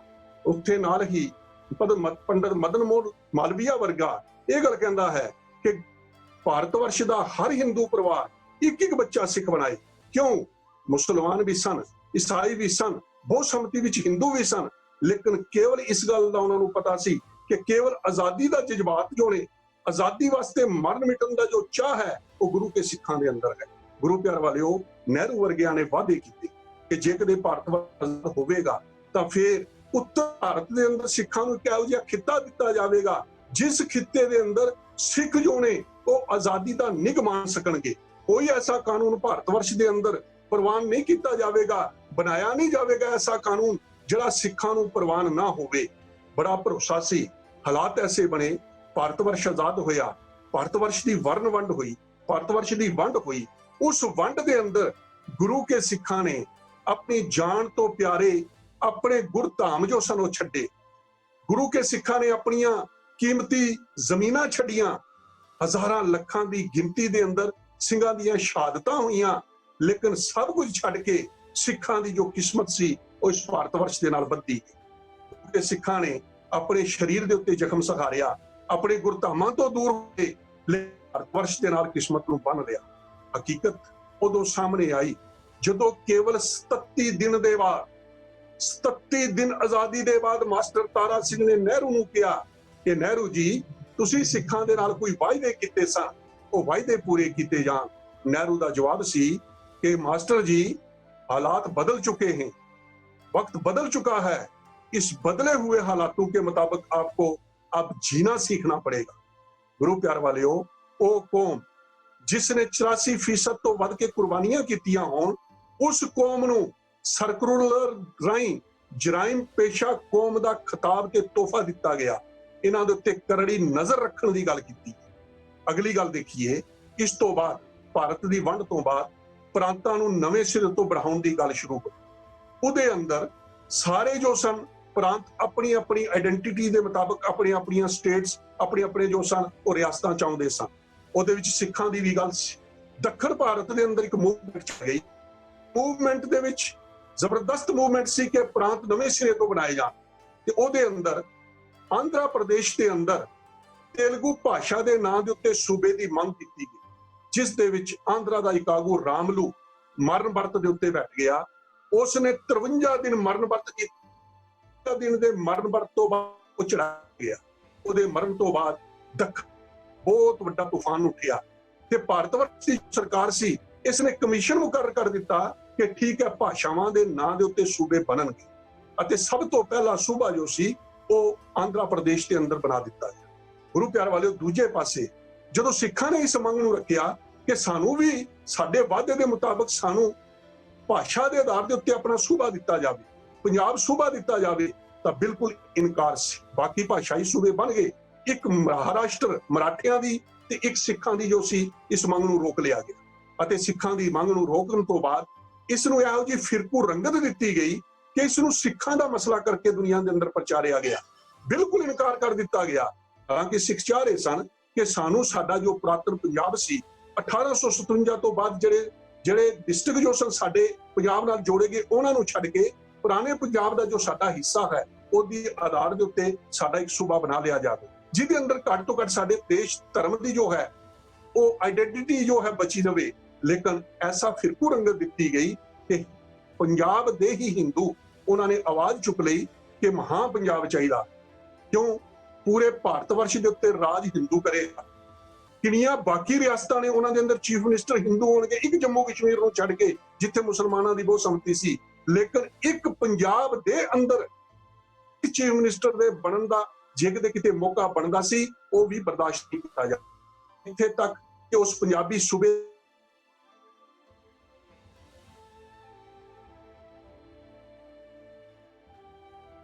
ਉਹਨਾਂ ਸਾਰੇ ਆਗੂਆਂ ਦੇ ਛਾਪੇ ਮਾਰਨਾ ਸ਼ੁਰੂ ਕਰ ਦਿੱਤੇ, ਗ੍ਰਿਫਤਾਰੀਆਂ ਸ਼ੁਰੂ ਕੀਤੀਆਂ। ਇੱਥੇ ਤੱਕ ਦਰਬਾਰ ਸਾਹਿਬ ਦੇ ਅੰਦਰ ਜੋ ਦਰਬਾਰ ਸਾਹਿਬ ਦੇ ਆਪਣੇ ਹਥਿਆਰ ਸਨ ਉਹ ਰਾਈਫਲਾਂ ਚੁੱਕ ਲਈਆਂ ਗਈਆਂ, ਸਿੱਖ ਆਗੂਆਂ ਦੇ ਹਥਿਆਰ ਜ਼ਬਤ ਕਰ ਲਏ ਗਏ। ਅਤੇ ਰਾਤ ਨੂੰ ਜਦੋਂ ਹੈਡ ਗ੍ਰੰਥੀ ਦਰਬਾਰ ਸਾਹਿਬ ਭੁਪਿੰਦਰ ਸਿੰਘ ਜੀ ਨੂੰ ਗ੍ਰਿਫਤਾਰ ਕਰਨ ਵਾਸਤੇ ਥਾਣੇਦਾਰ ਪਹੁੰਚਿਆ, ਉਹਨਾਂ ਦਾ ਦਰਵਾਜ਼ਾ ਖੜਕਾਇਆ, ਉਹ ਸਾਹਮਣੇ ਆਏ, ਕਹਿਣ ਲੱਗੇ ਤੁਹਾਨੂੰ ਗ੍ਰਿਫਤਾਰ ਕਰਨਾ ਹੈ। ਉਹਨਾਂ ਨੂੰ ਪੁੱਛਿਆ ਗਿਆ ਗ੍ਰਿਫਤਾਰੀ ਦੇ ਵਾਰੰਟ ਕਿੱਥੇ ਨੇ? ਥਾਣੇਦਾਰ ਕਹਿੰਦਾ ਮੈਂ ਖੁਦ ਵਾਰੰਟ ਹਾਂ, ਮੈਂ ਤੁਹਾਨੂੰ ਗ੍ਰਿਫਤਾਰ ਕਰਨਾ ਹੈ। ਸਿੱਖ ਆਗੂਆਂ ਨੂੰ ਗ੍ਰਿਫਤਾਰ ਕੀਤਾ ਗਿਆ। ਦੂਜੇ ਦਿਨ ਦਰਬਾਰ ਸਾਹਿਬ ਦੇ ਉੱਤੇ ਟੀਅਰ ਗੈਸ, ਪਥਰਾਓ, ਲਾਠੀਚਾਰਜ ਸੰਗਤਾਂ ਦੇ ਉੱਤੇ ਕੀਤਾ ਗਿਆ। ਅਤੇ ਇੱਥੇ ਤੱਕ ਦੱਸਿਆ ਜਾਂਦਾ ਹੈ ਕਈ ਸੰਗਤਾਂ ਦੇ ਵਿੱਚ ਬੀਬੀਆਂ ਤੇ ਬੱਚੇ ਜ਼ਖਮੀ ਹੋ ਗਏ, 2 ਸਿੰਘ ਜੋ ਉਹ ਸ਼ਹੀਦ ਹੋ ਗਏ, ਅਤੇ ਕੋਈ ਦੀਵਾਰ ਡਿੱਗਣ ਦੇ ਨਾਲ ਕਾਫੀ ਸਿੰਘ ਜੋ ਸਨ ਜ਼ਖਮੀ ਵੀ ਹੋਏ। ਗੁਰੂ ਪਿਆਰ ਵਾਲਿਓ, ਪੰਜਾਬੀ ਸੂਬੇ ਦੇ ਅੰਦਰ ਇਸ ਮੰਗ ਨੂੰ, ਪੰਜਾਬੀ ਸੂਬੇ ਦੀ ਮੰਗ ਦੇ ਉੱਤੇ, ਨਾਰੇ ਦੇ ਉੱਤੇ ਪਾਬੰਦੀ ਲਾ ਦਿੱਤੀ ਗਈ। ਅਤੇ ਉਸ ਪਾਬੰਦੀ ਦੇ ਵਿੱਚ ਜੋ ਅਤ ਘਿਨਾਉਣੀ ਹਰਕਤ ਸੀ, 10 ਸਾਲ ਦਾ ਬੱਚਾ ਇੰਦਰਜੀਤ ਸਿੰਘ, ਉਸ ਨੂੰ ਕੇਵਲ ਪੰਜਾਬੀ ਸੂਬਾ ਜ਼ਿੰਦਾਬਾਦ ਕਹਿਣ ਦੇ ਉੱਤੇ ਉਸ ਨੂੰ ਜੋ ਸੀ ਪਕੜ ਕੇ ਤਸ਼ੱਦਦ ਕਰਕੇ ਸ਼ਹੀਦ ਕੀਤਾ ਗਿਆ। ਅਤੇ ਉਸ ਸ਼ਹਾਦਤ ਦੇ ਵਿੱਚ ਉਸ ਨੂੰ ਅਤ ਦੇ ਤਸ਼ੱਦਦ ਕਰਕੇ ਸ਼ਹੀਦ ਕੀਤਾ ਗਿਆ, ਖੂਹ ਦੇ ਵਿੱਚ ਸੁੱਟਿਆ ਗਿਆ। ਉਸ ਦੀ ਬਾਂਹ ਤੱਕ ਜੋ ਸੀ ਉਹ ਸਰੀਰ ਦੇ ਨਾਲੋਂ ਵੱਖ ਕਰ ਦਿੱਤੀ ਗਈ। ਇਤਨਾ ਜੋ ਜ਼ੁਲਮ ਤਸ਼ੱਦਦ ਸੀ ਉਹ ਗੁਰੂ ਕੇ ਸਿੰਘਾਂ ਦੇ ਉੱਤੇ ਕੀਤਾ। ਅਤੇ ਫਿਰ ਇਤਨੇ ਤਸ਼ੱਦਦ ਤੋਂ ਬਾਅਦ ਜੇ ਕਦੇ ਪੰਜਾਬੀ ਸੂਬਾ ਬਣਿਆ, ਉਹ ਇੱਕ ਲੰਗੜਾ ਸੂਬਾ ਸੀ, ਜਿਸ ਦੇ ਵਿੱਚ ਪੰਜਾਬੀ ਬੋਲਦੇ ਇਲਾਕੇ ਜੋ ਸਨ ਉਹਨਾਂ ਨੂੰ ਵੀ ਬਾਹਰ ਰੱਖ ਲਿਆ ਗਿਆ। ਉਹਦੇ ਨਾਲ ਜੋ ਪੰਜਾਬ ਦੀ ਆਪਣੀ ਧਰਤੀ ਸੀ ਉਹਦੇ ਉੱਤੇ ਰਾਜਧਾਨੀ ਜੋ ਸੀ ਚੰਡੀਗੜ੍ਹ, ਉਹ ਬਣਾ ਦਿੱਤੀ ਗਈ, ਜਿਹੜੀ ਸਾਂਝੀ ਰੱਖੀ। ਆਪਣਾ ਹਾਈ ਕੋਰਟ ਨਹੀਂ ਸੀ, ਪਾਣੀਆਂ ਦੇ ਉੱਤੇ ਛਾਪੇ ਸਨ, ਸਾਡੇ ਜੋ ਕੁਦਰਤੀ ਸਰੋਤ ਸਨ ਉਹਨਾਂ ਦੇ ਉੱਤੇ ਛਾਪੇ ਸਨ। ਇਸ ਚੀਜ਼ ਨੂੰ ਸ਼੍ਰੋਮਣੀ ਅਕਾਲੀ ਦਲ ਜੋ ਸਿੱਖਾਂ ਦੀ ਨੁਮਾਇੰਦਾ ਜਮਾਤ ਸੀ, ਉਸਨੇ ਮਹਿਸੂਸ ਕੀਤਾ ਕਿ ਸਾਡੇ ਨਾਲ ਬਹੁਤ ਵੱਡਾ ਧਰੋਹ ਹੈ, ਸਾਡੇ ਨਾਲ ਬਹੁਤ ਵੱਡਾ ਧੋਖਾ ਹੈ। ਗੁਰੂ ਪਿਆਰ ਵਾਲਿਓ, ਜੇ ਕਿਤੇ ਸਰਕਾਰ ਅਕਾਲੀ ਦਲ ਦੀ ਬਣਦੀ, ਉਸ ਨੂੰ ਤੋੜ ਦਿੱਤਾ ਜਾਂਦਾ। ਅਤੇ ਫਿਰ ਸਮਾਂ ਆਇਆ ਕਿ ਜਦੋਂ ਅਕਾਲੀ ਦਲ ਦੀ ਸਰਕਾਰਾਂ ਦੇ ਟੁੱਟਣ ਤੋਂ ਬਾਅਦ 1971 ਦੇ ਅੰਦਰ ਜੋ ਸੀ ਉਹ ਕੇਵਲ ਤੇ ਕੇਵਲ ਇੱਕ ਜੋ ਸੀ ਸੀਟ ਉਹ ਅਕਾਲੀ ਦਲ ਨੂੰ ਪੰਜਾਬ ਦੇ ਅੰਦਰ ਲੋਕ ਸਭਾ ਦੇ ਅੰਦਰ ਮਿਲੀ, ਤੇ ਨਾਲ ਜੋ ਸੀ 72 ਦੀ ਅਸੈਂਬਲੀ ਇਲੈਕਸ਼ਨ ਦੇ ਵਿੱਚ ਵੀ ਅਕਾਲੀ ਦਲ ਜੋ ਸੀ ਉਹ ਚੰਗੀ ਕਾਰਗੁਜ਼ਾਰੀ ਨਾ ਕਰ ਸਕਿਆ। ਅਕਾਲੀ ਦਲ ਨੇ ਉਸ ਵੇਲੇ ਆਪਣੀ ਇੱਕ ਕਮੇਟੀ ਬਣਾ ਕੇ ਅਕਾਲੀ ਦਲ ਨੇ ਇੱਕ ਕਮੇਟੀ ਬਣਾ ਕੇ 1972 ਦੇ ਵਿੱਚ 11 ਦਸੰਬਰ 1972 ਨੂੰ ਉਹ ਕਮੇਟੀ ਬਣਾਈ, ਜਿਹਦੇ ਵਿੱਚ 12 ਮੈਂਬਰੀ ਕਮੇਟੀ ਸੀ ਜਿਨ੍ਹਾਂ ਨੇ ਪੁਨਰ ਵਿਚਾਰ ਕਰਨਾ ਸੀ। ਤੇ ਉਹਦੇ ਵਿੱਚ ਫਿਰ ਉਹਨਾਂ ਨੇ ਕਾਫੀ ਮੀਟਿੰਗਸ ਕਰਨ ਤੋਂ ਬਾਅਦ ICS ਕਪੂਰ ਸਿੰਘ ਜੀ ਨੂੰ ਨਾਲ ਰੱਖ ਕੇ ਇੱਕ ਖਰੜਾ ਤਿਆਰ ਕੀਤਾ, ਜਿਸ ਨੂੰ ਆਨੰਦਪੁਰ ਦਾ ਮਤਾ ਕਿਹਾ ਜਾਂਦਾ ਹੈ। ਜਿਸ ਮਤੇ ਨੂੰ 1973 ਦੇ ਅੰਦਰ ਜੋ ਸੀ ਉਹ ਆਨੰਦਪੁਰ ਸਾਹਿਬ ਵਿਖੇ ਪ੍ਰਵਾਨਗੀ ਦਿੱਤੀ ਗਈ ਅਤੇ 1978 ਦੇ ਅੰਦਰ ਜੋ ਸੀ ਉਹ ਅਕਾਲੀ ਦਲ ਨੇ ਆਪਣੀ ਜੋ ਭਾਰਤ ਵਰਸ਼ ਦੀ ਇੱਕ ਵੱਡਾ ਸੰਮੇਲਨ ਕਰਕੇ ਉਹਦੇ ਵਿੱਚ ਪ੍ਰਵਾਨਗੀ। ਹੁਣ ਹਾਲਾਤ ਇਹ ਬਣ ਚੁੱਕੇ ਸਨ ਕਿ ਇਸੇ ਮਤੇ ਨੂੰ ਹੀ ਪੰਜਾਬ ਵਿਰੋਧੀ, ਦੇਸ਼ ਵਿਰੋਧੀ ਕਰਕੇ ਗਰਦਾਉਣਾ ਸ਼ੁਰੂ ਕਰ ਦਿੱਤਾ। ਦੂਜੇ ਪਾਸੇ ਸਰਕਾਰ ਜੋ ਸੀ ਉਹ ਸਿੱਖਾਂ ਨੂੰ ਵੰਡਣਾ ਚਾਹੁੰਦੀ ਸੀ, ਉਹ ਸਿੱਖਾਂ ਦੀ ਤਾਕਤ ਨੂੰ ਵੰਡਣਾ ਚਾਹੁੰਦੀ ਸੀ, ਉਹ ਧੜੇ ਖੜਾ ਕਰਨਾ ਚਾਹੁੰਦੀ ਸੀ, ਉਹ ਗੁਰੂਡਮ ਪੈਦਾ ਕਰ ਰਹੀ ਸੀ। 1976 ਦੇ ਅੰਦਰ ਗੁਰਦਾਸਪੁਰ ਦੇ ਅੰਦਰ ਸਿੱਖਾਂ ਦਾ ਤੇ ਨਿਰੰਕਾਰੀਆਂ ਦਾ ਟਕਰਾਅ ਹੁੰਦਾ ਟਲ ਗਿਆ। ਹੁਣ ਸਰਕਾਰ ਉਹਨਾਂ ਦੀ ਪਿੱਠ ਦੇ ਉੱਤੇ ਆ ਚੁੱਕੀ ਸੀ। ਉਹ ਗੁਰੂ ਪਾਤਸ਼ਾਹ ਦੇ ਵਿਰੁੱਧ ਬੋਲ ਰਹੇ ਸਨ, ਸਿੱਖ ਇਤਿਹਾਸ ਦੇ ਵਿਰੁੱਧ ਬੋਲ ਰਹੇ ਸਨ, ਗੁਰੂ ਗ੍ਰੰਥ ਸਾਹਿਬ ਜੀ ਦੇ ਵਿਰੁੱਧ ਬੋਲ ਰਹੇ ਸਨ, ਕਿਤਾਬਾਂ ਛਾਪ ਰਹੇ ਸਨ, ਉਹਨਾਂ ਨੂੰ ਕੋਈ ਰੋਕ ਨਹੀਂ ਸੀ ਰਿਹਾ। 1978 ਦੀ ਵਿਸਾਖੀ ਵਾਲੇ ਦਿਨ ਸ੍ਰੀ ਦਰਬਾਰ ਸਾਹਿਬ ਦੀ ਪਾਵਨ ਧਰਤੀ ਦੇ ਉੱਤੇ ਇੱਕ ਬਹੁਤ ਵੱਡਾ ਦੁਖਾਂਤ ਵਾਪਰਿਆ। ਉਹ ਦੁਖਾਂਤ ਕੀ ਸੀ ਕਿ ਨਿਰੰਕਾਰੀ ਗੁਰਬਚਨ ਸਿੰਘ ਨੇ ਉਸ ਪੰਜਾਬ ਦੀ ਧਰਤੀ ਦੇ ਉੱਤੇ ਗੁਰੂ ਕੀ ਨਗਰੀ ਅੰਮ੍ਰਿਤਸਰ ਦੇ ਅੰਦਰ ਇੱਕ ਆਪਣਾ ਸਮਾਗਮ ਰੱਖਣਾ ਚਾਹਿਆ।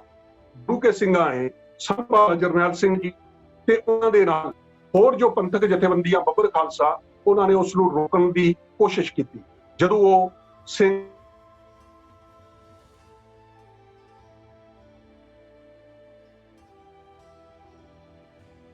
ਸਾਹਿਬ ਦੇ ਮਤੇ ਨੂੰ ਫਿਰਕੂ ਰੰਗਤ ਦੇਣ ਦੀ ਕੋਸ਼ਿਸ਼ ਕੀਤੀ ਗਈ। ਦੂਜੇ ਪਾਸੇ ਸਰਕਾਰ ਜੋ ਸੀ ਉਹ ਸਿੱਖਾਂ ਦੇ ਵਿੱਚ ਵੰਡ ਪਾਉਣ ਦੀ ਕੋਸ਼ਿਸ਼ ਕਰ ਰਹੀ ਸੀ। ਸਿੱਖਾਂ ਦੇ ਵਿੱਚ ਗੁਰੂਡਮ ਨੂੰ ਉਭਾਰਿਆ ਜਾ ਰਿਹਾ ਸੀ ਤੇ 1976 ਦੇ ਅੰਦਰ ਨਿਰੰਕਾਰੀਆਂ ਦਾ ਤੇ ਸਿੱਖਾਂ ਦਾ ਜੋ ਸੀ ਉਹ ਗੁਰਦਾਸਪੁਰ ਦੇ ਅੰਦਰ ਟਕਰਾਅ ਹੁੰਦਿਆਂ ਟਲ ਗਿਆ। ਲੇਕਿਨ ਸਰਕਾਰ ਪੂਰਨ ਤੌਰ ਦੇ ਉੱਤੇ ਉਹਨਾਂ ਦੀ ਪਿੱਠ ਤੇ ਸੀ। ਇਹਦੇ ਵਾਸਤੇ ਮੈਂ ਇੱਕ ਮਿਸਾਲ ਛੋਟੀ ਜਿਹੀ ਦਿਆਂਗਾ ਕਿ ਇੱਕ ਵਾਰ ਮੁਸਲਮਾਨਾਂ ਨੇ ਇੱਕ ਬਹੁਤ ਵੱਡੀ ਕਾਨਫਰੰਸ ਦੇ ਅੰਦਰ ਇੰਦਰਾ ਗਾਂਧੀ ਨੂੰ ਬੁਲਾਇਆ। ਜਦੋਂ ਇੰਦਰਾ ਗਾਂਧੀ ਉਹਨਾਂ ਦੀ ਕਾਨਫਰੰਸ ਦੇ ਅੰਦਰ ਆਈ, ਮੁਸਲਮਾਨਾਂ ਦੇ ਵਿਸ਼ਾਲ ਇਕੱਠ ਨੂੰ ਦੇਖ ਕੇ ਹੈਰਾਨ ਹੋ ਗਈ। ਉਸਨੇ ਜਾਂਦੇ ਹੀ ਫੈਸਲਾ ਕੀਤਾ ਇਸ ਕੌਮ ਨੂੰ ਤੋੜਨਾ ਹੈ ਅਤੇ ਇਹੋ ਜਿਹੀ ਵਿਉਂਤਬੰਦੀ ਕਰਕੇ ਉਹਨਾਂ ਦੇ ਅੰਦਰ ਦਿਓਬੰਦੀ ਤੇ ਹਨਫੀ ਦੋ ਬੜੇ ਫਿਰਕੇ ਤਿਆਰ ਕੀਤੇ ਸਨ। ਇਸੇ ਤਰੀਕੇ ਦੇ ਨਾਲ ਉਹ ਸਿੱਖਾਂ ਦੇ ਅੰਦਰ ਵੀ ਗੁਰੂਡਮ ਡੇਰਾਵਾਦ ਨੂੰ ਉਤਸ਼ਾਹਿਤ ਕਰਕੇ ਸਿੱਖਾਂ ਨੂੰ ਵੰਡਣਾ ਚਾਹੁੰਦੀ ਸੀ ਕਿ ਭਾਈ ਜੇ ਕਿਤੇ ਸਿੱਖ ਵੰਡੇ ਰਹਿਣਗੇ, ਇੱਕ ਨਾ ਇੱਕ ਫਿਰਕਾ ਜੋ ਹੈ ਉਹ ਸਾਡੇ ਨਾਲ ਜੁੜਿਆ ਰਹੇਗਾ। ਗੁਰੂ ਪਿਆਰ ਵਾਲਿਓ, 1978 ਦੀ ਵਿਸਾਖੀ ਵਾਲੇ ਦਿਨ ਗੁਰੂ ਕੀ ਨਗਰੀ ਦੇ ਅੰਦਰ ਅੰਮ੍ਰਿਤਸਰ ਵਿਖੇ ਨਿਰੰਕਾਰੀਆਂ ਨੇ ਇੱਕ ਸਮਾਗਮ ਰੱਖ ਲਿਆ। ਸੰਤ ਬਾਬਾ ਜਰਨੈਲ ਸਿੰਘ ਭਿੰਡਰਾਂਵਾਲੇ ਅਤੇ ਉਹਨਾਂ ਦੇ ਨਾਲ ਬੱਬਰ ਖਾਲਸਾ ਦੇ ਸਿੰਘਾਂ ਨੇ ਉਹਨਾਂ ਨੂੰ ਸ਼ਾਂਤਮਈ ਤੌਰ ਦੇ ਉੱਤੇ ਸਤਿਨਾਮ ਵਾਹਿਗੁਰੂ ਦਾ ਜਾਪ ਕਰਦੇ ਜਾ ਕੇ ਰੋਕਣ ਦਾ ਯਤਨ ਕੀਤਾ। ਉਹਨਾਂ ਦੇ ਉੱਤੇ ਗੋਲੀ ਚਲਾ ਦਿੱਤੀ। 13 ਸਿੰਘ ਸ਼ਹੀਦ ਹੋਏ। ਭਾਰਤ ਦਾ ਕਾਨੂੰਨ ਇਹ ਗੱਲ ਕਹਿੰਦਾ ਹੈ ਕਿ ਜਿਸ ਇਲਾਕੇ ਦੇ ਅੰਦਰ ਕਤਲ ਹੁੰਦਾ ਹੈ, ਕੇਸ ਉੱਥੇ ਰਜਿਸਟਰ ਹੁੰਦਾ ਹੈ, ਉੱਥੇ ਦੀ ਅਦਾਲਤ ਦੇ ਅੰਦਰ ਕੇਸ ਚੱਲਦਾ ਹੈ। ਇੱਥੇ ਤੱਕ ਜੇ ਕਿਤੇ ਕਿਸੇ ਥਾਣੇ ਦੀ ਹੱਦ ਉੱਤੇ ਕਤਲ ਹੋ ਜਾਵੇ, ਲਾਸ਼ ਡਿਸਪਿਊਟਡ ਏਰੀਆ ਦੇ ਵਿੱਚ ਹੋਵੇ, ਲਾਈਨ ਦੇ ਉੱਤੇ ਹੋਵੇ, ਦੇਖਿਆ ਜਾਂਦਾ ਸਿਰ ਕਿਹੜੇ ਪਾਸੇ ਹੈ। ਜਿਸ ਪਾਸੇ ਸਿਰ ਹੋਵੇਗਾ ਉਸ ਪਾਸੇ ਕਤਲ ਜੋ ਹੈ ਦਰਜ ਹੁੰਦਾ ਹੈ। ਲੇਕਿਨ ਗੁਰਬਚਨ ਸਿੰਘ ਨੂੰ ਜੋ ਆਪਣੇ ਹੀ ਸੀ ਕੇਂਦਰ ਦੇ ਇਸ਼ਾਰੇ ਦੇ ਉੱਤੇ ਉੱਥੋਂ ਕੱਢ ਕੇ ਬਾਹਰ ਭੇਜ ਦਿੱਤਾ। ਕੇਸ ਪੰਜਾਬ ਤੋਂ ਬਾਹਰ ਚਲਾਇਆ, ਉਸ ਨੂੰ ਬਰੀ ਕਰ ਦਿੱਤਾ। ਗੱਲ ਵੱਖਰੀ ਹੈ, ਗੁਰੂ ਕੇ ਸਿੰਘਾਂ ਨੇ ਉਸ ਨੂੰ ਸੋਧ ਦਿੱਤਾ। ਲੇਕਿਨ ਸਿੱਖਾਂ ਦੇ ਅੰਦਰ ਜੋ ਰੋਸ ਸੀ ਉਹ ਭਰਿਆ ਜਾ ਰਿਹਾ ਸੀ। ਹੁਣ ਸਰਕਾਰ ਨਿਰੰਕਾਰੀਆਂ ਦੀ ਤੇ ਸਿੱਖਾਂ ਦੀ ਲੜਾਈ ਨੂੰ ਹਿੰਦੂ ਸਿੱਖਾਂ ਦੀ ਲੜਾਈ ਬਣਾਉਣਾ ਸ਼ੁਰੂ ਹੋ ਅਤੇ ਇਹਦੇ ਨਾਲ ਜੋ ਸੀ ਪੰਜਾਬ ਦੇ ਜੋ ਹਾਲਾਤ ਸਨ ਉਹਨਾਂ ਨੂੰ ਖਰਾਬ ਕਰਨ ਦੀ ਕੋਸ਼ਿਸ਼ ਦੇ ਵਿੱਚ ਏਜੰਸੀਆਂ ਨੇ ਆਪਣਾ ਜੋ ਕਰਮ ਸੀ, ਆਪਣੇ ਜੋ ਕੰਮ ਸਨ ਉਹ ਸ਼ੁਰੂ ਕਰ ਦਿੱਤੇ। ਜਦੋਂ ਅਸੀਂ ਇਤਿਹਾਸ ਨੂੰ ਪੜ੍ਹਦੇ ਹਾਂ, ਜਦੋਂ ਅਸੀਂ ਧਿਆਨ ਦੇ ਕੇ ਇਤਿਹਾਸ ਵੱਲ ਦੇਖਦੇ ਹਾਂ ਕਿ ਕੇਂਦਰ ਦੇ ਵਿੱਚ ਜਦੋਂ ਕਾਂਗਰਸ ਦੀ ਸਰਕਾਰ ਹੈ ਤੇ ਪੰਜਾਬ ਦੇ ਅੰਦਰ ਜੋ ਸੀ ਉਹ ਦਰਬਾਰਾ ਸਿੰਘ ਦੀ ਸਰਕਾਰ ਬਣ ਗਈ, ਤਾਂ ਉਹਨਾਂ ਲੋਕਾਂ ਨੇ ਸਿੱਖਾਂ ਦੇ ਉੱਤੇ ਅੱਤ ਦੇ ਜੋ ਜ਼ੁਲਮ ਸਨ ਉਹ ਸ਼ੁਰੂ ਕਰ ਦਿੱਤੇ। ਇੱਕ ਜਦੋਂ ਅਸੀਂ ਇਸ ਇਤਿਹਾਸ ਵੱਲ ਝਾਤ ਮਾਰਦੇ ਹਾਂ ਤਾਂ ਉਹਨਾਂ ਨੇ ਇੱਕ ਵਿਉਂਤਬੰਦੀ ਦੇ ਤਹਿਤ ਸਿੱਖਾਂ ਦੇ ਉੱਤੇ ਅੱਤ ਦੇ ਜ਼ੁਲਮ ਸ਼ੁਰੂ ਕੀਤੇ। ਸਿੱਖਾਂ ਦੇ ਵਿੱਚ ਜੋ ਸੀ ਉਹ ਫੁੱਟ ਪਾਉਣੀ ਸ਼ੁਰੂ ਕੀਤੀ। ਆਪਣੇ ਜੋ ਸਨ ਉਹ ਹੱਥਕੰਡੇ ਵਰਤਣੇ ਸ਼ੁਰੂ ਕੀਤੇ। ਤੇ ਸਿੱਖਾਂ ਦੀ ਫੁੱਟ ਦਾ ਕਾਰਨ ਦੋ ਅਕਾਲੀ ਦਲ, ਇੱਕ ਜਗਦੇਵ ਸਿੰਘ ਤੇ ਇੱਕ ਸੰਤ ਅਕਾਲੀ ਦਲ ਬਣ ਗਏ। ਜਗਦੇਵ ਸਿੰਘ ਨੇ ਦਿੱਲੀ ਦੇ ਅੰਦਰ ਮੋਰਚਾ ਲਾ ਲਿਆ ਤੇ ਅਕਾਲੀ ਦਲ ਜੋ ਸੀ ਦੂਜਾ ਪੰਜਾਬ ਦੇ ਅੰਦਰ ਕੰਮ ਕਰਦਾ ਸੀ। ਇਧਰ ਸਿੱਖ ਨੌਜਵਾਨਾਂ ਨੇ ਜੋ ਸੀ ਉਹ ਆਪਣੇ ਨਾਲ ਜੋ ਧਰੋਹ ਹੋ ਰਿਹਾ ਸੀ, ਝੂਠੇ ਮੁਕਾਬਲੇ ਹੋ ਰਹੇ ਸਨ, ਦੂਜੇ ਪਾਸੇ ਸਿੱਖਾਂ ਦੇ ਉੱਤੇ ਝੂਠੇ ਜੋ ਕੇਸ ਦਰਜ ਹੋ ਰਹੇ ਸਨ, ਉਹਨਾਂ ਦੇ ਰੋਸ ਦੇ ਵਿੱਚ ਥਾਂ ਥਾਂ ਦੇ ਉੱਤੇ ਰੋਸ ਪ੍ਰਗਟ ਕਰਨੇ ਸ਼ੁਰੂ ਕੀਤੇ, ਜਿਹਦੇ ਸਿੱਟੇ ਵਜੋਂ ਹੋਰ ਵੱਧ ਕੇ ਜੋ ਸੀ ਉਹਨਾਂ ਦੇ ਉੱਤੇ ਜ਼ੁਲਮ ਸ਼ੁਰੂ ਹੋ ਗਏ। ਹਰਚੰਦ ਸਿੰਘ ਲੋਂਗੋਵਾਲ ਜੋ ਕਿ ਹੁਣ ਅਕਾਲੀ ਦਲ ਦੇ ਪ੍ਰਧਾਨ ਬਣ ਚੁੱਕੇ ਸਨ, 26 ਜੁਲਾਈ 1981 ਨੂੰ ਉਹਨਾਂ ਨੇ ਇੱਕ ਵਿਸ਼ਵ ਸਿੱਖ ਧਰਮ ਕਨਵੈਨਸ਼ਨ ਜੋ ਸੀ ਉਹ ਅੰਮ੍ਰਿਤਸਰ ਵਿੱਚ ਬੁਲਾ ਲਈ ਅਤੇ ਕੇਂਦਰ ਸਰਕਾਰ ਨੂੰ ਤਾੜਨਾ ਕੀਤੀ ਕਿ ਸਰਕਾਰ ਸਿੱਖਾਂ ਦੇ ਨਾਲ ਧੱਕੇ ਬੰਦ ਨਹੀਂ ਕਰੇਗੀ ਤਾਂ 21 ਅਗਸਤ 1981 ਤੱਕ ਅਗਲੇ ਧੱਕਾ ਬੰਦ ਨਹੀਂ ਹੁੰਦਾ ਤੇ ਅਸੀਂ ਧਰਮ ਯੁੱਧ ਮੋਰਚਾ ਹੈ ਉਸ ਨੂੰ ਸ਼ੁਰੂ ਕਰ ਦਿਆਂਗੇ। ਕਨਵੈਨਸ਼ਨ ਦੇ ਅੰਦਰ ਸਾਰੀਆਂ ਸਿੱਖਾਂ ਦੇ ਨਾਲ ਹੋਣ ਵਾਲੀਆਂ ਵਧੀਕੀਆਂ ਨੂੰ ਪੜ੍ਹ ਕੇ ਸੁਣਾਇਆ ਗਿਆ। 9 ਮਤੇ ਪਾਸ ਕੀਤੇ ਗਏ। ਉਹਨਾਂ 9 ਮਤਿਆਂ ਦੇ ਅੰਦਰ ਕੇਵਲ ਇੱਕ ਵੀ ਗੱਲ ਇਹੋ ਜਿਹੀ ਨਹੀਂ ਸੀ ਜੋ ਦੇਸ਼ ਵਿਰੋਧੀ ਹੋਵੇ ਅਤੇ ਖਾਸ ਕਰਕੇ ਮਤਾ ਨੰਬਰ ਜੋ 2 ਸੀ ਉਹਦੇ ਅੰਦਰ ਖਾਸ ਕਰਕੇ ਲਿਖਿਆ ਗਿਆ ਕਿ ਅਸੀਂ ਅਨੰਦਪੁਰ ਦੇ ਮਤੇ ਨੂੰ ਲਾਗੂ ਕਰਾਉਣਾ ਚਾਹੁੰਦੇ ਹਾਂ, ਲੇਕਿਨ ਸਾਡਾ ਦੇਸ਼ ਦੇ ਨਾਲ ਵੱਖ ਹੋਣ ਦਾ ਕੋਈ ਇਰਾਦਾ ਨਾ ਹੈ ਨਾ ਹੋਵੇਗਾ। ਅਸੀਂ ਦੇਸ਼ ਦੇ ਨਾਲ ਰਹਿਣਾ ਚਾਹੁੰਦੇ ਹਾਂ। ਉਹਦੇ ਨਾਲ ਬਾਕੀ ਕਿਰਸਾਨੀਆਂ ਦੇ ਹੱਕ ਦੀ ਗੱਲ ਸੀ, ਨੌਜਵਾਨਾਂ ਦੇ ਰੋਜ਼ਗਾਰ ਦੇ ਹੱਕ ਦੀ ਗੱਲ ਸੀ, ਬਰਤਾਨੀਆ ਅੰਦਰ ਹੋ ਰਹੇ ਨਸਲੀ ਹਮਲਿਆਂ ਦੀ ਗੱਲ ਸੀ, ਪੰਜਾਬ ਦੇ ਪਾਣੀਆਂ ਦੀ ਗੱਲ ਸੀ। ਕੋਈ ਇਹੋ ਜਿਹਾ ਮਸਲਾ ਨਹੀਂ ਸੀ ਕਿ ਇੱਕ ਦੋ ਮੰਗਾਂ ਜੋ ਸਨ, ਜਿਵੇਂ ਦਰਬਾਰ ਸਾਹਿਬ ਦੇ ਟਰਾਂਸਮਿਟਰ ਦੀ ਗੱਲ ਸੀ, ਦਰਬਾਰ ਸਾਹਿਬ ਨੂੰ ਪਵਿੱਤਰ ਸ਼ਹਿਰ ਦੇ ਦਰਜੇ ਦੀ ਗੱਲ ਸੀ, ਸਪੈਸ਼ਲ ਗੱਡੀ ਦੀ ਗੱਲ ਸੀ, ਇਹ ਪਹਿਲਾਂ ਤੋਂ ਹੀ ਹਿੰਦੂ ਅਸਥਾਨਾਂ ਦੇ ਨਾਲ ਜੁੜੀਆਂ ਹੋਈਆਂ ਗੱਲਾਂ ਸਨ, ਜਿਹਦੇ ਵਿੱਚ ਸਰਕਾਰ ਨੂੰ ਕੋਈ ਵੱਡੀ ਗੱਲ ਨਹੀਂ ਸੀ। ਲੇਕਿਨ ਸਰਕਾਰ ਇਸ ਨੂੰ ਜੋ ਸੀ ਉਹ ਫਿਰਕੂ ਰੰਗਤ ਦੇਣਾ ਸ਼ੁਰੂ ਹੋ ਗਈ।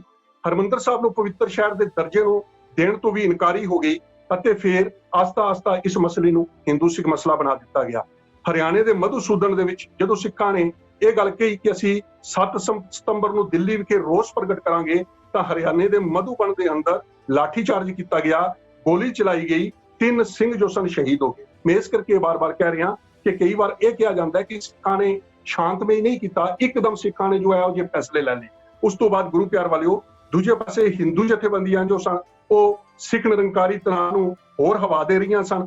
ਫਿਰ ਆਸਤੇ ਵੱਧਦਾ ਇਹ ਕੰਮ 9 ਸਤੰਬਰ 1981 ਨੂੰ ਹਿੰਦ ਸਮਾਚਾਰ ਅਖਬਾਰ ਦਾ ਜੋ ਮਾਲਕ ਸੀ, ਜਿਹੜਾ ਅੱਤ ਦਾ ਜ਼ਹਿਰ ਸਿੱਖਾਂ ਵਿਰੁੱਧ ਲਾਉਂਦਾ ਸੀ, ਉਸ ਨੂੰ ਸਿੰਘਾਂ ਨੇ ਗੱਡੀ ਚੜਾ ਦਿੱਤਾ, ਜਿਹਦੇ ਵਿਰੁੱਧ ਦੇ ਵਿੱਚ ਪੰਜਾਬ ਦੇ ਅੰਦਰ, ਹਰਿਆਣੇ ਦੇ ਅੰਦਰ ਕੁਝ ਤਣਾਅ ਵਧਿਆ, ਕੁਝ ਇਹੋ ਜਿਹੇ ਜੋ ਸਨ ਹਾਲਾਤ ਬਣ ਗਏ ਅਤੇ ਇਸ ਦਾ ਕੇਸ ਸੰਤ ਜਰਨੈਲ ਸਿੰਘ ਜੀ ਖਾਲਸਾ ਭਿੰਡਰਾਂਵਾਲਿਆਂ ਦੇ ਉੱਤੇ ਪਾ ਦਿੱਤਾ ਗਿਆ। ਉਸ ਵੇਲੇ ਚੰਦੋ ਕਲਾਂ ਦੇ ਅੰਦਰ ਧਰਮ ਪ੍ਰਚਾਰ ਕਰਨ ਗਏ ਸਨ। ਪੰਜਾਬ ਹਰਿਆਣਾ ਪੁਲਿਸ ਨੇ ਚੰਦੋ ਕਲਾਂ ਨੂੰ ਘੇਰਾ ਪਾਇਆ ਅਤੇ ਉਸ ਘੇਰੇ ਦੇ ਅੰਦਰ ਸੰਤ ਤਾਂ ਉੱਥੋਂ ਨਿਕਲ ਚੁੱਕੇ ਸਨ, ਦਮਦਮੀ ਟਕਸਾਲ ਦੀ ਗੱਡੀਆਂ ਨੂੰ ਅੱਗ ਲਾਈ, ਅੰਨ੍ਹੇਵਾਹ ਫਾਇਰਿੰਗ ਕੀਤੀ। ਉੱਥੇ ਗੁਰਬਾਣੀ ਦੀਆਂ ਪੋਥੀਆਂ, ਗੁਰਬਾਣੀ ਦੇ ਗੁਟਕੇ, ਸਿੱਖ ਲਿਟਰੇਚਰ ਜੋ ਸੀ ਉਹ ਬਹੁਤ ਜ਼ਿਆਦਾ ਸੜ ਗਿਆ।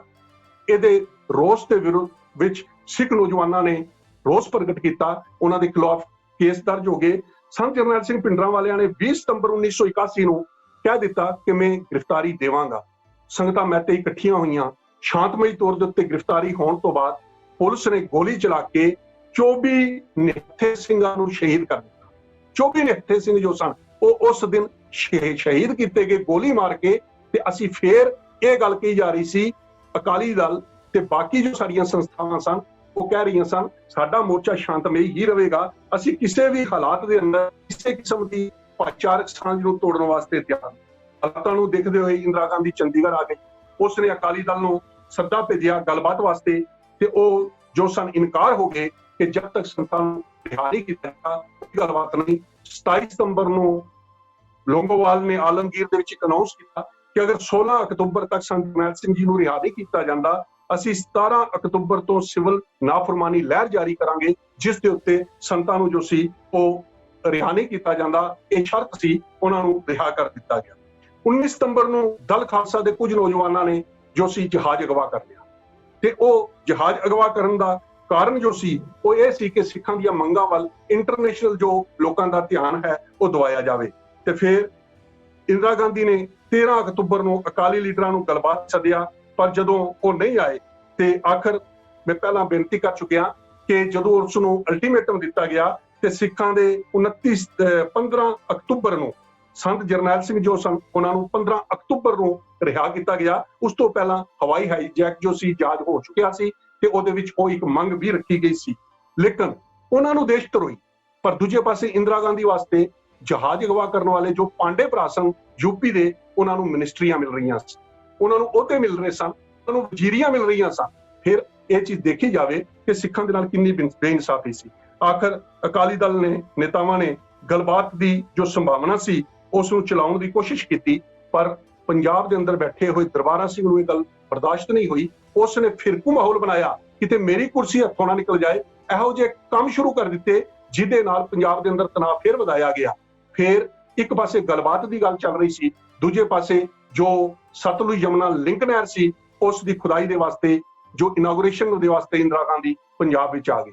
ਸਿੱਖਾਂ ਨੇ ਫਿਰ ਵਿਰੋਧ ਕੀਤਾ, ਉਹਦੇ ਵਾਸਤੇ ਜਥੇ ਚਲੇ ਅਤੇ ਫਿਰ 51 ਦੇ ਜਥੇ ਕਪੂਰੀ ਜਾ ਕੇ ਧਰਨੇ ਸ਼ੁਰੂ ਕੀਤੇ। ਸਾਰੇ ਕਰਮ ਇਸ ਕਰਕੇ ਗਿਣ ਰਹੇ ਹਾਂ, ਸਭ ਸ਼ਾਂਤਮਈ ਚੱਲ ਰਿਹਾ ਸੀ ਗੁਰੂ ਪਿਆਰ ਵਾਲਿਓ। ਲੇਕਿਨ ਦੂਜੇ ਪਾਸੇ ਸਿੱਖ ਨੌਜਵਾਨਾਂ ਦੇ ਉੱਤੇ ਅੰਨ੍ਹੇਵਾਹ ਤਸ਼ੱਦਦ, ਐਵੇਂ ਦੇ ਝੂਠੇ ਕੇਸ ਦਰਜ ਕਰਨੇ, ਝੂਠੇ ਪੁਲਿਸ ਮੁਕਾਬਲੇ ਬਣਾਉਣੇ। ਫਿਰ ਭਾਈ ਅਮਰੀਕ ਸਿੰਘ ਜੀ ਨੂੰ ਅਦਾਲਤਾਂ ਦੇ ਵਿੱਚ ਉਹ ਸਿੱਖਾਂ ਦੀ ਪੈਰਵੀ ਕਰਦੇ ਸਨ ਬੰਦੀ ਸਿੰਘਾਂ ਦੀ, ਗ੍ਰਿਫਤਾਰ ਕਰ ਲਿਆ ਗਿਆ। ਦੂਜੇ ਦਿਨ ਭਾਈ ਖਾਰਾ ਸਿੰਘ ਨੂੰ ਗ੍ਰਿਫਤਾਰ ਕਰ ਲਿਆ ਗਿਆ ਜੋ ਇੰਚਾਰਜ ਚੌਕ ਮਹਿਤਾ ਸਨ। ਉਸ ਵੇਲੇ ਸੰਤ ਬਾਬਾ ਜਰਨੈਲ ਸਿੰਘ ਜੀ ਨੇ ਮੋਰਚਾ ਲਾਉਣ ਦੀ ਗੱਲ ਕੀਤੀ ਅਤੇ ਇਹ ਗੱਲ ਕਹੀ ਕਿ ਜੇ ਕਦੇ ਇਹਨਾਂ ਨੌਜਵਾਨਾਂ ਨੂੰ ਰਿਹਾ ਨਹੀਂ ਕੀਤਾ ਜਾਂਦਾ ਤੇ ਫਿਰ ਅਸੀਂ ਜੋ ਹੈ ਰੋਜ਼ 51 ਦੇ ਜਥੇ ਤੇ ਜਾਵਾਂਗੇ। ਇਹਦੇ ਉੱਤੇ ਅਕਾਲੀ ਦਲ ਨੇ ਕਾਨਫਰੰਸ ਕੀਤੀ ਅਤੇ ਅਨਾਉਂਸ ਕਰ ਦਿੱਤਾ ਕਿ 4 ਅਗਸਤ ਤੋਂ ਬਾਅਦ ਅਕਾਲੀ ਦਲ ਜੋ ਹੈ ਉਹ ਧਰਮਯੁੱਧ ਮੋਰਚਾ ਸ਼ੁਰੂ ਕਰੇਗਾ, ਕਿਉਂਕਿ ਸਿੱਖਾਂ ਦੀਆਂ ਮੰਗਾਂ ਨਹੀਂ ਮੰਨੀਆਂ ਜਾ ਰਹੀਆਂ, ਅਸੀਂ ਧਰਮਯੁੱਧ ਮੋਰਚਾ ਸ਼ੁਰੂ ਕਰਾਂਗੇ। ਲੇਕਿਨ ਦੇਖੋ ਕਿੰਨੀ ਸਿਆਣਪ ਸੀ ਸੰਤ ਬਾਬਾ ਜਰਨੈਲ ਸਿੰਘ ਜੀ ਦੀ, ਉਹਨਾਂ ਨੇ ਉਸੇ ਮੋਰਚੇ ਨੂੰ ਅਪਣਾ ਲਿਆ, ਉਹਨਾਂ ਨੂੰ ਪੂਰਨ ਤੌਰ ਦੇ ਉੱਤੇ ਸਹਿਯੋਗ ਦੇਣ ਦੀ ਗੱਲ ਕੀਤੀ ਅਤੇ ਤੁਸੀਂ ਅਕਾਲੀ ਦਲ ਦਾ ਧਰਮਯੁੱਧ ਮੋਰਚਾ ਸ਼ੁਰੂ ਹੋ ਗਿਆ। ਗੁਰੂ ਪਿਆਰ ਵਾਲਿਓ, ਹਜ਼ਾਰਾਂ ਦੀ ਗਿਣਤੀ ਦੇ ਵਿੱਚ ਜਥੇ ਜਾ ਰਹੇ। ਨੋਟ ਕਰਨ ਵਾਲੀ ਗੱਲ ਹੈ, ਪਹਿਲਾ ਜਥਾ 4 ਅਗਸਤ 1982 ਨੂੰ ਜਾਣਾ ਸੀ ਅਤੇ ਉਸ ਜਥੇ ਨੂੰ ਪ੍ਰਕਾਸ਼ ਸਿੰਘ ਬਾਦਲ ਦੀ ਅਗਵਾਈ ਵਿੱਚ ਹੋ ਗਿਆ। ਤੇ ਜਦੋਂ ਕਹਿੰਦੇ ਨੇ ਅਕਾਲ ਤਖਤ ਸਾਹਿਬ ਦੀਵਾਨ ਮੰਜੀ ਹਾਲ ਦੇ ਦੀਵਾਨ ਤੋਂ ਬਾਅਦ ਅਕਾਲ ਤਖਤ ਸਾਹਿਬ ਤੋਂ ਜਥਾ ਚਲਿਆ, ਪੂਰਾ ਅੰਮ੍ਰਿਤਸਰ ਵਿੱਚ ਠਾਠਾਂ ਮਾਰਦਾ ਸਿੱਖ ਸੰਗਤਾਂ ਦਾ ਹੜ੍ਹ ਸੀ। ਫਿਰ ਉਸ ਤੋਂ ਬਾਅਦ ਜਥੇ ਜੋ ਸਨ ਰੋਜ਼ਾਨਾ ਭੇਜੇ ਜਾ ਰਹੇ ਸਨ। ਪੰਜਾਬ ਦੀਆਂ ਜੇਲ੍ਹਾਂ ਦੇ ਅੰਦਰ ਥਾਂ ਨਹੀਂ ਸੀ। ਹਾਲਾਤ ਇਹ ਬਣ ਗਏ ਕਿ ਪੰਜਾਬ ਦੀਆਂ ਜੇਲ੍ਹਾਂ ਜੋ ਸਨ ਪੂਰਨ ਤੌਰ ਦੇ ਉੱਤੇ ਭਰ ਦਿੱਤੀਆਂ ਗਈਆਂ। ਜਦੋਂ ਟੋੜਾ ਨੇ, ਗੁਰਚਰਨ ਸਿੰਘ ਟੋੜਾ ਨੇ, ਉਹਨਾਂ ਨੇ ਜਦੋਂ ਗ੍ਰਿਫਤਾਰੀ ਦੇਣੀ ਸੀ, ਉਹ ਕਹਿੰਦੇ ਨੇ ਪਟਿਆਲੇ ਤੋਂ ਉਹਨਾਂ ਨੇ ਗ੍ਰਿਫਤਾਰੀ ਸ਼ੁਰੂ ਕੀਤੀ ਆਪਣੀ। ਅੰਮ੍ਰਿਤਸਰ ਤੱਕ ਹਜ਼ਾਰਾਂ ਦੀ ਗਿਣਤੀ ਸੰਗਤ ਆਈ ਹੋਈ ਸੀ। ਸੰਤਾਂ ਦੇ ਕਹਿਣ ਦੇ ਉੱਤੇ 3100 ਸਿੰਘਾਂ ਦੇ ਨਾਲ ਉਹਨਾਂ ਨੇ ਗ੍ਰਿਫਤਾਰੀ ਦਿੱਤੀ। ਇੱਕ ਵੱਡਾ ਅਹਿਮ ਨੁਕਤਾ ਉਸ ਦਿਨ ਦੀ ਗ੍ਰਿਫਤਾਰੀ ਵਿੱਚ ਹੈ, ਉਹਨਾਂ ਦੇ ਜਥੇ ਦੇ ਅੰਦਰ ਜਨਰਲ ਸੁਬੇਗ ਸਿੰਘ ਜੀ ਵੀ ਸਨ। ਕਹਿੰਦੇ ਨੇ ਕਿ ਜਿਹੜੇ ਟੋੜਾ ਜੀ ਸਨ ਉਹਨਾਂ ਨੂੰ ਇੱਕ ਵੱਖ ਜੇਲ੍ਹ ਵਿੱਚ ਭੇਜ ਦਿੱਤਾ ਗਿਆ ਤੇ ਜਨਰਲ ਸੁਬੇਗ ਸਿੰਘ ਜੀ ਨੂੰ ਲੁਧਿਆਣੇ ਵਾਲੀ ਜੇਲ੍ਹ ਵਿੱਚ ਭੇਜਿਆ। ਅੱਗੇ ਜੇਲ੍ਹ ਪੂਰੀ ਭਰੀ ਹੋਈ ਸੀ ਤੇ ਜਨਰਲ ਸੁਬੇਗ ਸਿੰਘ ਜੀ ਨੇ ਸਰੀਰ ਤੋਂ ਕੱਪੜੇ ਲਾਹ ਕੇ ਤਪਦੀ ਕੜਕਦੀ ਧੁੱਪ ਦੇ ਵਿੱਚ ਸੜਕ ਦੇ ਉੱਤੇ ਬੈਠ ਕੇ ਗੁਰਬਾਣੀ ਦਾ ਪਾਠ ਕਰਨਾ ਸ਼ੁਰੂ ਕਰ ਦਿੱਤਾ। ਇਹਨਾਂ ਗੱਲਾਂ ਦੇ ਸਬੂਤ ਨੇ, ਚਸ਼ਮਦੀਦ ਗਵਾਹ ਨੇ, ਉਸ ਵੇਲੇ ਦੀਆਂ ਅਖਬਾਰਾਂ ਨੇ ਅਤੇ ਉਸ ਵੇਲੇ ਦੇ ਉਹ ਲੋਕੀ ਜਿਨ੍ਹਾਂ ਨੇ ਸਾਰੇ ਨਜ਼ਾਰੇ ਨੂੰ ਕਲਮਬੰਦ ਕੀਤਾ। ਗੁਰੂ ਪਿਆਰ ਵਾਲਿਓ, ਉਹ ਮਹਾਨ ਜਰਨੈਲ ਉੱਥੇ ਜਿਹੜਾ ਭਾਰਤ ਵਰਸ਼ ਦੇ ਵਾਸਤੇ ਮੁਕਤੀ ਵਾਹਨੀ ਫੌਜ ਬਣਾਉਂਦਾ ਹੈ, ਘਰੋਂ ਬਾਹਰ ਰਹਿੰਦਾ ਹੈ, ਬੰਗਲਾਦੇਸ਼ ਆਜ਼ਾਦ ਕਰਾਉਂਦਾ ਹੈ, ਆਪਣੀਆਂ ਮੰਗਾਂ ਦੇ ਵਾਸਤੇ ਭਾਰਤ ਵਰਸ਼ ਦੀਆਂ ਸੜਕਾਂ ਦੇ ਉੱਤੇ ਬੈਠਾ ਹੋਇਆ। ਹੁਣ ਇਸ ਧਰਮਯੁੱਧ ਮੋਰਚੇ ਨੂੰ ਦੇਸ਼ ਵਿਰੋਧੀ, ਦੇਸ਼ ਨੂੰ ਬਹੁਤ ਵੱਡਾ ਖਤਰਾ, ਹਿੰਦੂ ਸਿੱਖ ਏਕਤਾ ਨੂੰ ਖਤਰਾ ਕਹਿ ਕੇ ਭੰਡਿਆ ਜਾਣ ਲੱਗਾ। ਧਰਮਯੁੱਧ ਮੋਰਚੇ ਦੇ ਅੰਦਰ ਇੱਕ ਹਾਦਸਾ ਵਾਪਰ ਗਿਆ ਜਦੋਂ ਇੱਕ ਟ੍ਰੇਨ ਹਾਦਸੇ ਦੇ ਅੰਦਰ 34 ਸਿੰਘ ਤਰਨਤਾਰਨ ਦੇ ਨੇੜੇ ਸ਼ਹੀਦ ਹੋ ਗਏ। ਜਦੋਂ ਉਹਨਾਂ ਸਿੰਘਾਂ ਨੂੰ ਇਤਿਹਾਸ ਦੁਹਰਾ ਲਿਆ ਗਿਆ ਗੁਰੂ ਪਿਆਰ ਵਾਲਿਓ, ਖੋਪਰ ਵੀ ਉਸ ਇਤਿਹਾਸ ਦੇ ਅੰਦਰ ਲੱਥ ਗਿਆ, ਬੰਦ ਵੀ ਕੱਟੇ ਗਏ। ਕਿਤੇ ਕਿਸੇ ਦਾ ਬੰਦ ਬਾਜੂ ਪਿਆ ਸੀ, ਕਿਸੇ ਦੀਆਂ ਉਂਗਲਾਂ ਸਨ, ਕਿਸੇ ਦਾ ਖੋਪਰ ਸੀ, ਕਿਸੇ ਦੇ ਸਰੀਰ ਦੇ ਬੰਦ ਖਿਲ ਰਹੇ ਪਏ ਸਨ। ਜਦੋਂ ਉਹਨਾਂ ਸ਼ਹੀਦਾਂ ਦੇ ਅੰਗੀਠੇ ਨੂੰ ਲੈ ਕੇ ਸਿੱਖ ਸੰਗਤ ਨੇ ਫੈਸਲਾ ਕੀਤਾ ਪਾਰਲੀਮੈਂਟ ਵਿੱਚ ਜਾਵਾਂਗੇ, ਪਾਰਲੀਮੈਂਟ ਦੇ ਮੈਂਬਰਾਂ ਨੂੰ ਆਪਣੇ ਨਾਲ ਹੁੰਦੀ ਬੇਇਨਸਾਫੀ ਦੱਸਾਂਗੇ, ਜਦੋਂ ਉਹ ਦਿੱਲੀ ਵਿੱਚ ਪਹੁੰਚੇ ਗੋਲੀ ਚਲਾ ਕੇ ਪਾਰਲੀਮੈਂਟ ਦੇ ਸਾਹਮਣੇ 4 ਸਿੱਖਾਂ ਨੂੰ ਸ਼ਹੀਦ ਕਰ ਦਿੱਤਾ। ਨਿਰੰਕਾਰੀਆਂ ਦਾ ਵਿਰੋਧ ਸਿੱਖਾਂ ਨੇ ਦਿੱਲੀ ਦੇ ਅੰਦਰ ਕੀਤਾ, ਗੋਲੀ ਚਲਾ ਕੇ 4 ਸਿੱਖਾਂ ਨੂੰ ਸ਼ਹੀਦ ਕਰ ਦਿੱਤਾ। ਕਾਨਪੁਰ ਦੇ ਅੰਦਰ 10 ਸਿੰਘਾਂ ਨੂੰ ਗੋਲੀ ਮਾਰ ਕੇ ਸ਼ਹੀਦ ਕਰ ਦਿੱਤਾ। ਸਾਰਾ ਇਤਿਹਾਸ ਸਾਡੇ ਸਾਹਮਣੇ। ਹਾਲਾਂਕਿ ਇਹ ਮੋਰਚਾ ਫੇਰ ਵੀ ਸ਼ਾਂਤਮਈ ਚੱਲ ਰਿਹਾ ਹੈ। ਫੇਰ ਗੁਰੂ ਪਿਆਰ ਵਾਲਿਓ, ਧਰਮਯੁੱਧ ਮੋਰਚੇ ਦੇ ਅੰਦਰ ਜੇਲ੍ਹਾਂ ਦੇ ਅੰਦਰ ਸਿੰਘ ਸ਼ਹੀਦ ਹੋ ਗਏ, ਸਿੰਘ ਜੋ ਸਨ ਝੂਠੇ ਮੁਕਾਬਲਿਆਂ ਵੀ ਸ਼ਹੀਦ ਕੀਤੇ ਗਏ। ਆਖਰ ਭਾਰਤ ਵਰਸ਼ ਦੀ ਸਰਕਾਰ ਦੀ ਨੀਅਤ ਬਦਨੀਅਤ ਉੱਤੇ ਹਮਲਾ ਹੁੰਦਾ ਤੇ ਗੁਰੂ ਪਿਆਰ ਵਾਲਿਓ ਇੱਕਦਮ ਜੋ ਫੈਸਲਾ ਸੀ, ਕੋਈ ਹਾਲਾਤ ਉਸ ਵੇਲੇ ਖਰਾਬ ਨਹੀਂ ਸਨ ਕਿ ਅਸੀਂ ਸਮਝੀਏ ਕਿ ਉਸ ਵੇਲੇ ਬਹੁਤ ਹਾਲਾਤ ਖਰਾਬ ਹੋ ਚੁੱਕੇ ਸਨ। ਕਿਉਂਕਿ ਜਿਹੜੀ ਉਸ ਸਮੇਂ ਦੀ ਅਸੀਂ ਹਾਲਾਤਾਂ ਨੂੰ ਦੇਖਦੇ ਹਾਂ ਤਾਂ ਉਸ ਵੇਲੇ ਪੰਜਾਬ ਦੇ 2 ਜੂਨ ਨੂੰ ਜੋ ਸੀ ਰਣਜੀਤ ਸਿੰਘ ਦਿਆਲ ਨੂੰ ਪੀਸੀ ਪਾਂਡੇ ਦਾ ਗਵਰਨਰ ਲਾਇਆ ਜਾਂਦਾ। ਉਸ ਤੋਂ ਪਹਿਲਾਂ ਲਗਾਤਾਰ ਮੀਟਿੰਗਸ ਹੋ ਰਹੀਆਂ ਨੇ, ਮੀਟਿੰਗਾਂ ਇਹਨਾਂ ਦੀਆਂ ਟੁੱਟ ਰਹੀਆਂ ਨੇ ਅਤੇ 2 ਜੂਨ ਸ਼ਾਮ ਨੂੰ ਗਵਰਨਰ ਪੰਜਾਬ ਨੇ chief secretary KD Vasudev, home secretary AS ਪੁਨੀ, DGP PC Pinder ਅਤੇ IGP ਇੰਟੈਲੀਜੈਂਸ HS ਰੰਧਾਵਾ ਨੂੰ 6 ਵਜੇ ਰਾਜ ਭਵਨ ਪੰਜਾਬ ਦੇ ਵਿੱਚ ਬੁਲਾਇਆ। ਮੀਟਿੰਗ ਕੀਤੀ ਗਈ ਕਿ ਪੰਜਾਬ ਦੇ ਹਾਲਾਤ ਬਹੁਤ ਜੋ ਨੇ ਖਰਾਬ ਨੇ। ਸਾਰੇ ਆਫੀਸਰਾਂ ਨੇ ਕਿਹਾ ਕਿ ਪੰਜਾਬ ਦੇ ਹਾਲਾਤ ਉਤਨੇ ਵੀ ਖਰਾਬ ਨਹੀਂ ਅਤੇ ਦਰਬਾਰ ਸਾਹਿਬ ਦੇ ਅੰਦਰ ਫੌਜ ਨਹੀਂ ਭੇਜੀ ਜਾਣੀ ਚਾਹੀਦੀ। ਖਦਸ਼ਾ ਲੱਗ ਰਿਹਾ ਕਿ ਪੰਜਾਬ ਦੇ ਅੰਦਰ ਫੌਜ ਵੱਧ ਰਹੀ ਹੈ। ਉਸੇ ਵੇਲੇ PC ਪਾਂਡੇ ਨੇ ਜੋ ਆਪਣੀ ਮੈਸੇਜ ਸੀ ਪ੍ਰਾਈਮ ਮਿਨਿਸਟਰ ਆਫਿਸ ਨੂੰ ਕੀਤਾ, ਅੱਗੋਂ PC ਅਲੈਗਜ਼ੈਂਡਰ ਨੇ ਜਦੋਂ ਫੋਨ ਚੁੱਕਿਆ ਉਸਨੇ ਕਿਹਾ ਨਹੀਂ, ਫੈਸਲਾ ਹੋ ਚੁੱਕਿਆ ਹੈ, ਤੁਸੀਂ ਹੋਮ ਸੈਕਟਰੀ ਤੋਂ ਲਿਖਵਾ ਲਓ ਕਿ ਸਾਨੂੰ ਫੌਜ ਦੀ ਜ਼ਰੂਰਤ ਹੈ। PC ਅਲੈਗਜ਼ੈਂਡਰ ਦੇ ਇਸ ਕਹਿਣ ਤੇ ਹੋਮ ਮਿਨਿਸਟਰ ਜੋ ਹੋਮ ਸੈਕਟਰੀ ਸੀ ਉਸ ਨੂੰ ਜਦੋਂ ਕਿਹਾ ਗਿਆ ਮਿਸਟਰ ਪੂਨੀ ਨੂੰ, ਉਹ ਇਨਕਾਰ ਹੋ ਗਿਆ, ਕਹਿਣ ਲੱਗਾ ਨਹੀਂ ਹਾਲਾਤ ਇਹੋ ਜਿਹੇ ਖਰਾਬ ਨਹੀਂ।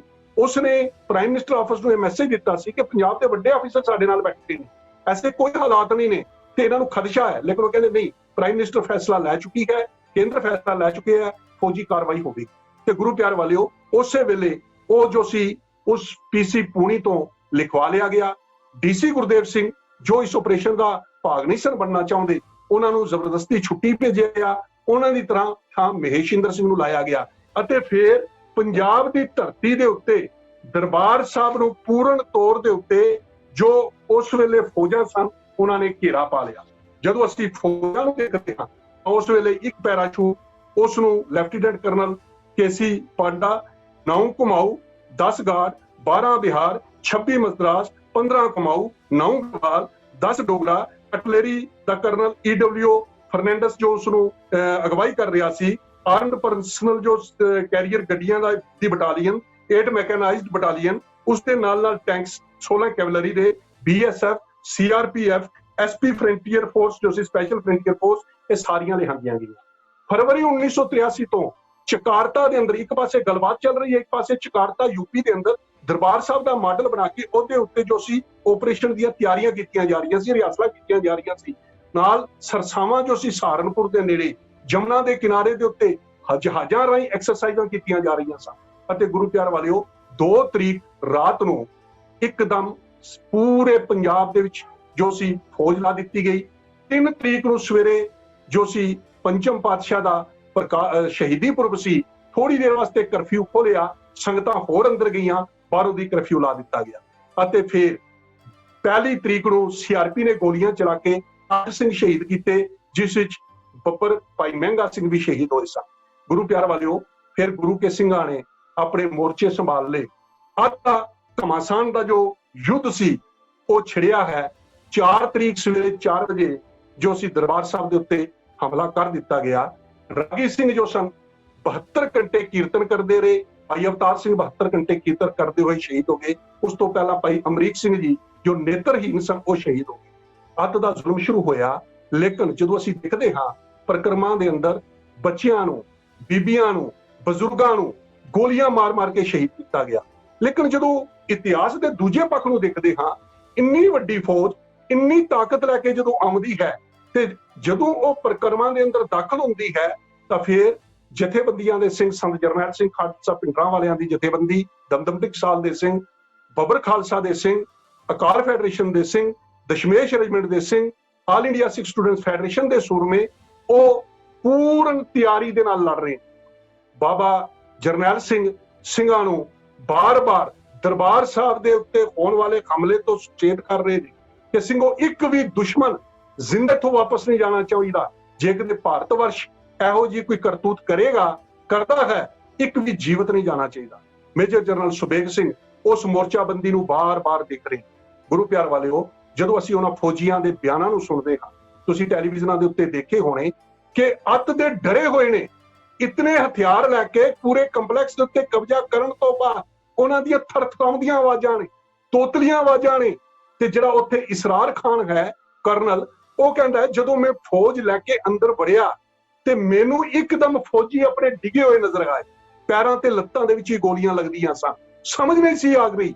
ਤੇ ਦੂਜਾ ਜਿਹੜਾ ਬ੍ਰਿਗੇਡ ਕਮਾਂਡਰ ਹੈ ਉਹ ਕਹਿੰਦਾ ਜਦੋਂ ਤੋਪਾਂ ਤੇ ਟੈਂਕਾਂ ਨੂੰ ਇਸਤੇਮਾਲ ਕਰਨ ਤੋਂ ਬਾਅਦ ਸਾਡੀ ਫੌਜ ਅੱਗੇ ਵਧੀ ਤੇ ਜੋ ਸਾਡੀ ਲਾਲ ਬਿਲਡਿੰਗ ਹੈ ਦਰਸ਼ਨੀ ਡਿਊਟੀ ਦੇ ਸਾਹਮਣੇ ਅਕਾਲ ਤਖਤ ਸਾਹਿਬ ਦਾ ਵਿਹੜਾ, ਕਹਿੰਦਾ ਉੱਥੇ ਜਦੋਂ ਮੈਂ ਦੇਖਿਆ ਹਰ ਪਾਸਿਓਂ ਫਾਇਰ ਪ੍ਰਕਰਮਾਂ ਦੇ ਅੰਦਰ ਸਾਡੀਆਂ ਫੌਜਾਂ ਦੇ ਉੱਤੇ ਆ ਰਿਹਾ ਸੀ ਤੇ ਪੂਰੀ ਪ੍ਰਕਰਮਾਂ ਦੇ ਅੰਦਰ ਫੌਜੀਆਂ ਦੀਆਂ ਲਾਸ਼ਾਂ ਵਿਛੀਆਂ ਸਨ। ਟੈਂਕਾਂ ਦੇ ਉੱਤੇ ਵੀ ਹਮਲੇ ਕੀਤੇ ਗਏ। ਭਾਈ ਮੋਹਰ ਸਿੰਘ ਆਪਣੀ ਪਤਨੀ ਤੇ ਬੱਚੀਆਂ ਦੇ ਨਾਲ ਸ਼ਹੀਦ ਹੋਏ। ਦੋਵੇਂ ਬੱਚੀਆਂ ਬਖਤਰਬੰਦ ਗੱਡੀਆਂ ਦੇ ਉੱਤੇ ਬੰਬ ਬਣ ਕੇ ਛਾਲਾਂ ਮਾਰ ਕੇ ਸ਼ਹੀਦ ਹੋ ਗਈਆਂ। ਕਹਿੰਦੇ ਨੇ ਕਿ ਅਸੀਂ ਸਭ ਕੁਝ ਇਸਤੇਮਾਲ ਕਰਕੇ ਜਦੋਂ ਦੇਖ ਰਹੇ ਸੀ ਫੌਜ ਦਾ ਬਹੁਤ ਨੁਕਸਾਨ ਹੋ ਰਿਹਾ ਸੀ।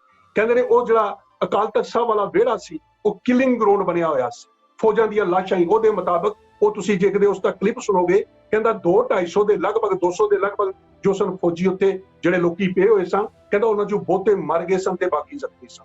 ਗੱਲ ਵੱਖਰੀ ਹੈ ਕਿ ਵਾਈਟ ਪੇਪਰ ਇਹਨਾਂ ਦਾ 70-72 ਦੱਸਦਾ। ਗੁਰੂ ਪਿਆਰ ਵਾਲਿਓ, ਗੁਰੂ ਕੇ ਸਿੰਘ ਬੜੀ ਤਨਦੇਹੀ ਦੇ ਨਾਲ, ਬੜੀ ਬਹਾਦਰੀ ਦੇ ਨਾਲ, ਬੜੀ ਵਫਾਦਾਰੀ ਦੇ ਨਾਲ ਉਹਨਾਂ ਦੁਸ਼ਮਣਾਂ ਦੇ ਨਾਲ ਲੜੇ ਅਤੇ ਜਦ ਤੱਕ ਇੱਕ ਵੀ ਸਿੱਖ ਜੀਵਤ ਰਿਹਾ ਉਹਨਾਂ ਨੇ ਉਸ ਜ਼ਾਲਮਾਂ ਨੂੰ ਸ੍ਰੀ ਅਕਾਲ ਤਖਤ ਸਾਹਿਬ ਦੇ ਉੱਤੇ, ਦਰਬਾਰ ਸਾਹਿਬ ਦੇ ਉੱਤੇ ਕਬਜ਼ਾ ਕਰਨ ਵਿੱਚ ਕਾਮਯਾਬ ਨਹੀਂ ਹੋਣ ਦਿੱਤਾ। ਜਦੋਂ ਅਸੀਂ ਉਸ ਇਤਿਹਾਸ ਨੂੰ ਪੜ੍ਹਦੇ ਹਾਂ, ਕਮਾਲ ਦੇ ਸਾਨੂੰ ਹਵਾਲੇ ਲੱਭਦੇ ਨੇ। ਭਾਈ ਪੂਰਨ ਸਿੰਘ ਕਹਿੰਦੇ ਨੇ ਕਿ ਮੈਨੂੰ ਸ਼ਾਮ ਦੇ ਵੇਲੇ ਇੱਕ ਮੈਸੇਜ ਦਿੱਤਾ ਗਿਆ ਕਿ ਤੁਹਾਨੂੰ ਆਰਮੀ ਬੁਲਾ ਰਹੀ ਹੈ 7 ਤਰੀਕ ਨੂੰ।